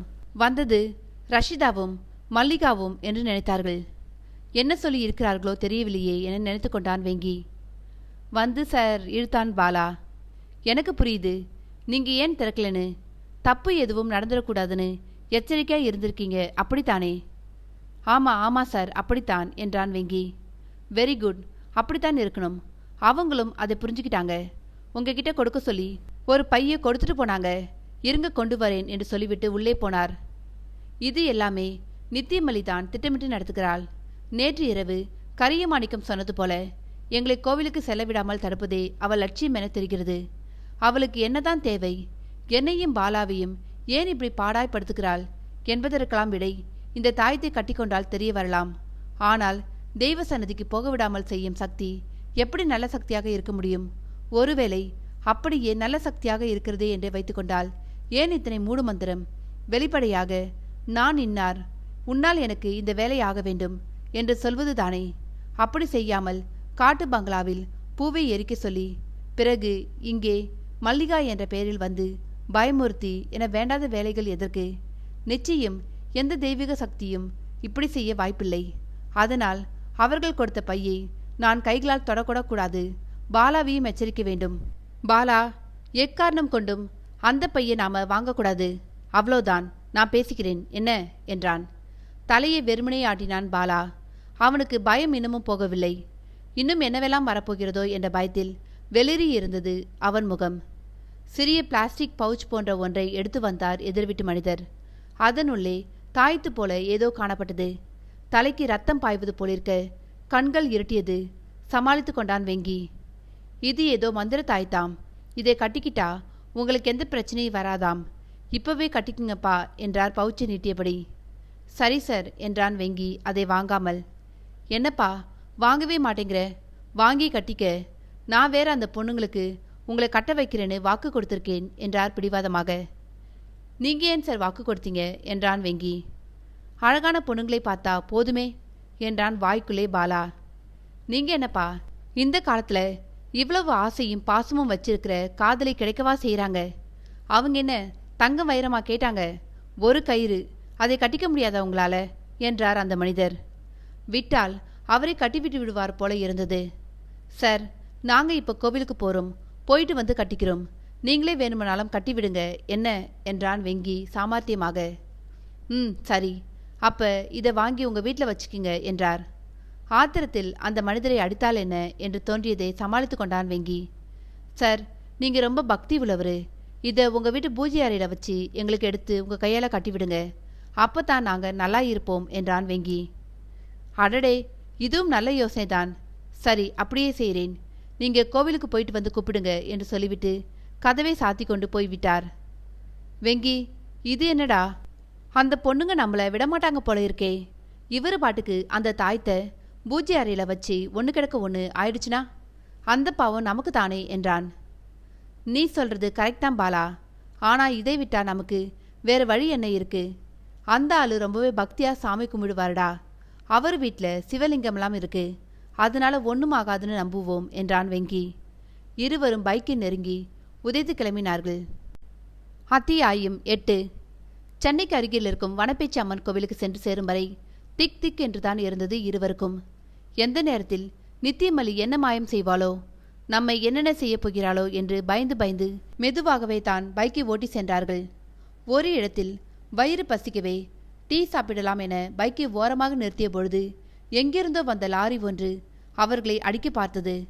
நல்ல வேளையாக பெரியதாக குங்குமம் போட்டு வைத்திருந்த வாட்டசாட்டமான ஒரு ஆள் இருவரையும் இழுத்து காப்பாற்றிவிட்டார். நன்றி சொல்லக்கூட முடியாமல் பயத்தில் கை கால் உதற நின்றிருந்தார்கள் வெங்கியும் பாலாவும். அதன் பிறகு எந்த விபரீதமும் ஏற்படவில்லை. லாரி எதேச்சையாக வந்ததா இல்லை இதுவும் நித்தியமல்லியின் வேலையா என்று அவர்களுக்கு தெரியவில்லை. அதோடு தங்களை காப்பாற்றிய ஆள் யார், அவர் எங்கே போனார் என்ற கேள்விகளுக்கும் பதில் கிடைக்கவில்லை. கோவிலுக்கு நல்லபடியாக போய் சேர்ந்தார்கள். ஒரே கூட்டம். குடமுழுக்கு செய்வதற்கான ஏற்பாடுகள் செய்யப்பட்டிருந்தன. ஆங்காங்கே பந்தல்கள் போட்டு பலர் அதில் அமர்ந்திருந்தனர். பக்கத்தில் இருந்த டீ கடைகளில் டீ, காஃபி என வியாபாரம் வெகு வேகமாக நடந்து கொண்டிருந்தது. மதிய உணவுக்கான பந்தல்கள் ஆங்காங்கே காணப்பட்டன. வரும் அனைவருக்கும் அன்னதானம் வழங்கப்படும் போல தெரிந்தது. அந்த இடமே தெய்வீகமான அதிர்வுகளோடு காணப்பட்டது. சுவர்களில் வனப்பேச்சி அம்மன் திருவுருவம் போஸ்டர்களாக ஒட்டப்பட்டிருந்தது. கற்பூரம், ஊதுபத்தி, சந்தனம் என அந்த இடமே மணத்தது. எங்கு பார்த்தாலும் மக்கள் கூட்டம். கரியமாணிக்கம் எங்கே இருப்பார் என்ற யோசனையோடு அங்குமிங்கும் பார்த்தான் வெங்கி. எல்லாமே தெரியாத முகங்கள். இந்த கூட்டத்தில் கரியமாணிக்கத்தை எங்க தேடுறது என்றான் பாலா. மிக சரியாக அந்த நேரம் ஃபோன் வரவே எடுத்தான்.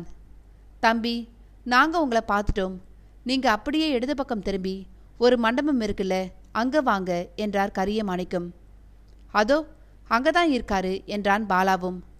கரியமாணிக்கம் சொன்னது போல கோவிலுக்கு அருகே மிக பழமையான மண்டபம் ஒன்று இருந்தது. இருவரும் சென்றனர். அங்கே நீண்ட ஜடாமுடியோடு ஒரு மனிதர் இவர்களை விழித்து பார்த்தபடி இருந்தார். கண்கள் இரண்டும் செக்கை செவலென தெரிந்தன. நெற்றியில் பட்டையாக குங்குமம், அதுவும் இரத்த சிவப்பு நிறத்தில். ஒரே ஒரு வேட்டி மட்டும் அணிந்திருந்தார், அதுவும் காவி நிறம்தான். மேலே ஏதோ ஒரு துண்டை போர்த்தியிருந்தார். அவரது பார்வையின் தீவிரத்தை வெங்கியால் தாங்க முடியவில்லை. சார், இவரே எங்களை இப்படி பார்க்குறாரு என்றான் வெங்கி. என்ன தம்பி நீங்க? இவர் பெரிய மகான், காரணம் இல்லாமல் பார்க்கல. இவரு தான் சாமி கணிச்சித்தர். உங்களை இங்கே வர வச்சதே இவர்தான் என்றார் கரியமாணிக்கம் மரியாதையாக. இந்த மனிதரை எவ்வளோ தூரம் நம்ப முடியும்? இவரும் என் நித்தியமல்லியின் ஆளாக இருக்கக்கூடாது என எண்ணினான் வெங்கி. ஆனால் பாலாவுக்கு அது போன்ற எண்ணங்கள் எதுவும் இல்லை. ஆகையால் கும்பேரசாமி என்றான் பாலா. நல்லா இருப்பா தம்பி, உன்மேலையும் நித்தியமல்லியுடைய ஆதிக்கம் இருக்குப்பா என்றார் அந்த சாமியார். சாமி, நாங்க என்று இழுத்தான் வெங்கி. தம்பி, இது உங்களுக்கு ரொம்ப சோதனையான காலகட்டம். உங்க முன்னால 2 வழி இருக்கு. ஒன்று ரொம்ப சுலபம், ஆனா தவறு. இன்னொன்று ரொம்ப ரொம்ப கடினம், ஆனா அதுதான் நல்லது என்றார் சாமியார் எடுத்து எடுப்பில். அவரது குரல் ஏனோ வெங்கியை கவர்ந்தது. இவரை நம்பலாம், நமக்கு நன்மை செய்வதற்காகத்தான் வந்திருக்கிறார் என்பதை வெங்கியின் ஆழ்மனம் உணர்ந்து கொண்டது. சாமி, எங்க வாழ்க்கையில என்ன நடக்குதுன்னே தெரியல சாமி. கொஞ்ச நாள் முன்னால் வரையில் நாங்க சாதாரண இளைஞர்கள். எங்களுக்கு காதல், கல்யாணம் இதெல்லாம் தான் கனவாக இருந்தது. ஆனா ஒரே நாள்ல எங்க வாழ்க்கையே மாறிடுச்சு சாமி. உயிர் வாழறதே கனவாய் இருக்கு என்றான் வெங்கி குரல் தழுதழுக்க. எல்லாத்துக்கும் விளக்கம் நான் சொல்றேன்ப்பா. காரணம் இல்லாமல் எதுவும் நடக்காது. ஆனா முதல்ல நீங்க வனப்பேச்சியம்மன் கோவில் கும்பாபிஷேகத்தை தரிசியுங்க. அப்ப எனக்கு சில நிமித்தங்கள் கிடைக்கும். அதை வச்சு உன் பாதை எது, நீ எந்த பாதையில போவேன்னு நான் முடிவு செஞ்சிருவேன். பிறகுதான் நான் பேசுறதும் பேசாததும் என்றார். நீங்க பேசுறது எதுவுமே எனக்கு புரியல சாமி என்றான் வெங்கி. அப்படித்தான் இருக்கும். கரியமாணிக்கம், நீ இவங்களை கூட்டிக்கிட்டு கோவிலுக்குள்ள போ. முக்கியமா கும்பாபிஷேகத்தின் போது மந்திர நீர் தெளிப்பாங்க. அது இவங்க மேல படுற மாதிரி நிக்க வை என்றார். நீங்க வரலையா சாமி? என்றான் பாலா. கட்டாயம் வருவேன், முதல்ல நீங்க போங்க என்று அவர்களை அனுப்பி வைத்தார் அந்த சாமியார். இனியும் அவர் பேச்சை மறுத்து பேசுவது மரியாதை அல்ல என எழுந்து சென்று மூவரும் கூட்டத்தில் கலந்தனர். கோவில் சிறியதுதான், ஆனால் கூட்டம் மிக அதிகமாக இருந்தது. விலக்கிக் கொண்டு நடந்தனர். கற்ப கிரகம் எதிரே வந்தபொழுது வெங்கியின் உடல் குலுங்கியது. குமட்டல் வேறு எடுத்தது. என்னப்பா? என்னன்னு தெரியல, என்னவோ பண்ணுது, வாந்தி வர மாதிரி இருக்கு என்றான். கவலையுடன் அவனை பார்த்தார் கரியமாணிக்கம். தயவு செஞ்சு கொஞ்சம் பொறுத்துக்கப்பா, உன்னால எவ்வளோ சமாளிக்க முடியுமோ சமாளி என்றார். பாவம் வெங்கி, என்னென்னவோ செய்தது அவனுக்கு. அவன் தலை சுற்றியது. கரும்புகை போல கண்களுக்கு முன்னால் படர்ந்து எதையுமே சரியாக பார்க்க விடாமல் செய்தது. இருந்தும் பாலாவின் கைகளை பிடித்துக்கொண்டு கற்ப கிரகத்துக்கு நேரே வந்தான். அம்மனின் நெற்றியிலிருந்த பொட்டு ஒளி வீசியது. அடிவயிற்றில் என்னென்னவோ உணர்வுகள், வலி வேறு. பாலாவின் கரங்கள் வெங்கியை ஓடவிடாமல் இறுக பிடித்திருந்தன. வெங்கி, கண்ணை நல்லா மூடிக்கிட்டு என் கையை பிடிச்சுக்கோ. வனப்பேச்சு இதுவரைக்கும் நமக்கு நல்லதுதான் செஞ்சிருக்கா. மனசார கும்பிட்டுக்கோடா, நம்ம கஷ்டமெல்லாம் பறந்து போயிரும் என்றான் பாலா. நண்பனது குரல் மிகவும் ஆறுதலாக இருக்க கண்களை இறுக மூடினான். அவனால் பிரார்த்தனை செய்யவே முடியவில்லை. தேவையில்லாத பல உணர்வுகள், காட்சிகள் வந்து போயின. மனதை ஒருமுகப்படுத்தினான். தலை வின் வின் என்று தெரித்தது. தலையை இரண்டாக பிளந்துவிடும் போன்ற வலி. தன்னை சுற்றிலும் என்ன நடக்கிறது என்று தெரியவில்லை வெங்கிக்கு. கஷ்டப்பட்டு மீண்டும் மனதை ஒருமுகப்படுத்தினான். தாயே வனப்பேச்சியம்மா, நான் என்ன தவறு செஞ்சிருந்தாலும் என்னை மன்னிச்சு காப்பாத்துமா. என்னை சுற்றி ஏதோ தீய சக்திகள் இருக்கிற மாதிரி தெரியுது. ஆனா நான் உங்ககிட்ட வந்துட்டேன். என்னை நல்ல வழியில் நடத்த வேண்டியது உன் பொறுப்புமா என்று மனதார வேண்டினான் வெங்கி. சில நொடிகள் என்ன நடந்தது என்று தெரியவில்லை. ஒரே இருட்டு. பிறகு மெல்ல மெல்ல வெளிச்சம் வந்தது. பட்டு போன்ற இதமளிக்கும் தங்க வெளிச்சம். மெல்ல கண்களை பிரித்தான். இப்ப எப்படி இருக்கு வெங்கி? பாலாவின் குரல்தான் நிகழ்காலத்துக்கு கொண்டு வந்தன அவனை. என்ன, எனக்கு என்ன ஆச்சு என்றான் வெங்கி. அவன் குரலில் கவலை. இப்போ உனக்கு தலை சுத்தல், வாந்தி ஏதாவது இருக்கா என்றார் கரியமாணிக்கம். அப்பொழுதுதான் உணர்ந்தான். உடலில் எங்கும் வலியே இல்லை. இன்னும் சொல்லப்போனால் புத்துணர்ச்சியாக இருந்தது. புதிய வலுவும் தெம்பும் பிறந்தது. இல்லை சார், எதுவும் இல்லை. சொல்லப்போனா ரொம்ப தெம்பா இருக்கு என்றான். முகம் மலர்ந்தது கரியமாணிக்கத்திற்கு. முதல்ல வா, வெளியே கும்பாபிஷேகம் நடக்குது. அந்த மந்திர நீரை இப்போ தெளிப்பாங்க.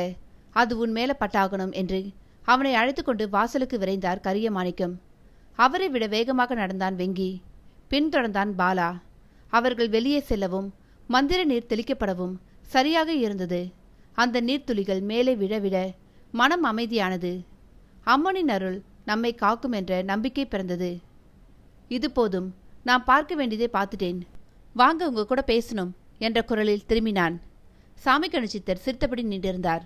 மூவரும் அவரை தொடர்ந்து நேரே ஒரு மரத்தடிக்கு சென்றனர். அது ஒரு அரசமரம்.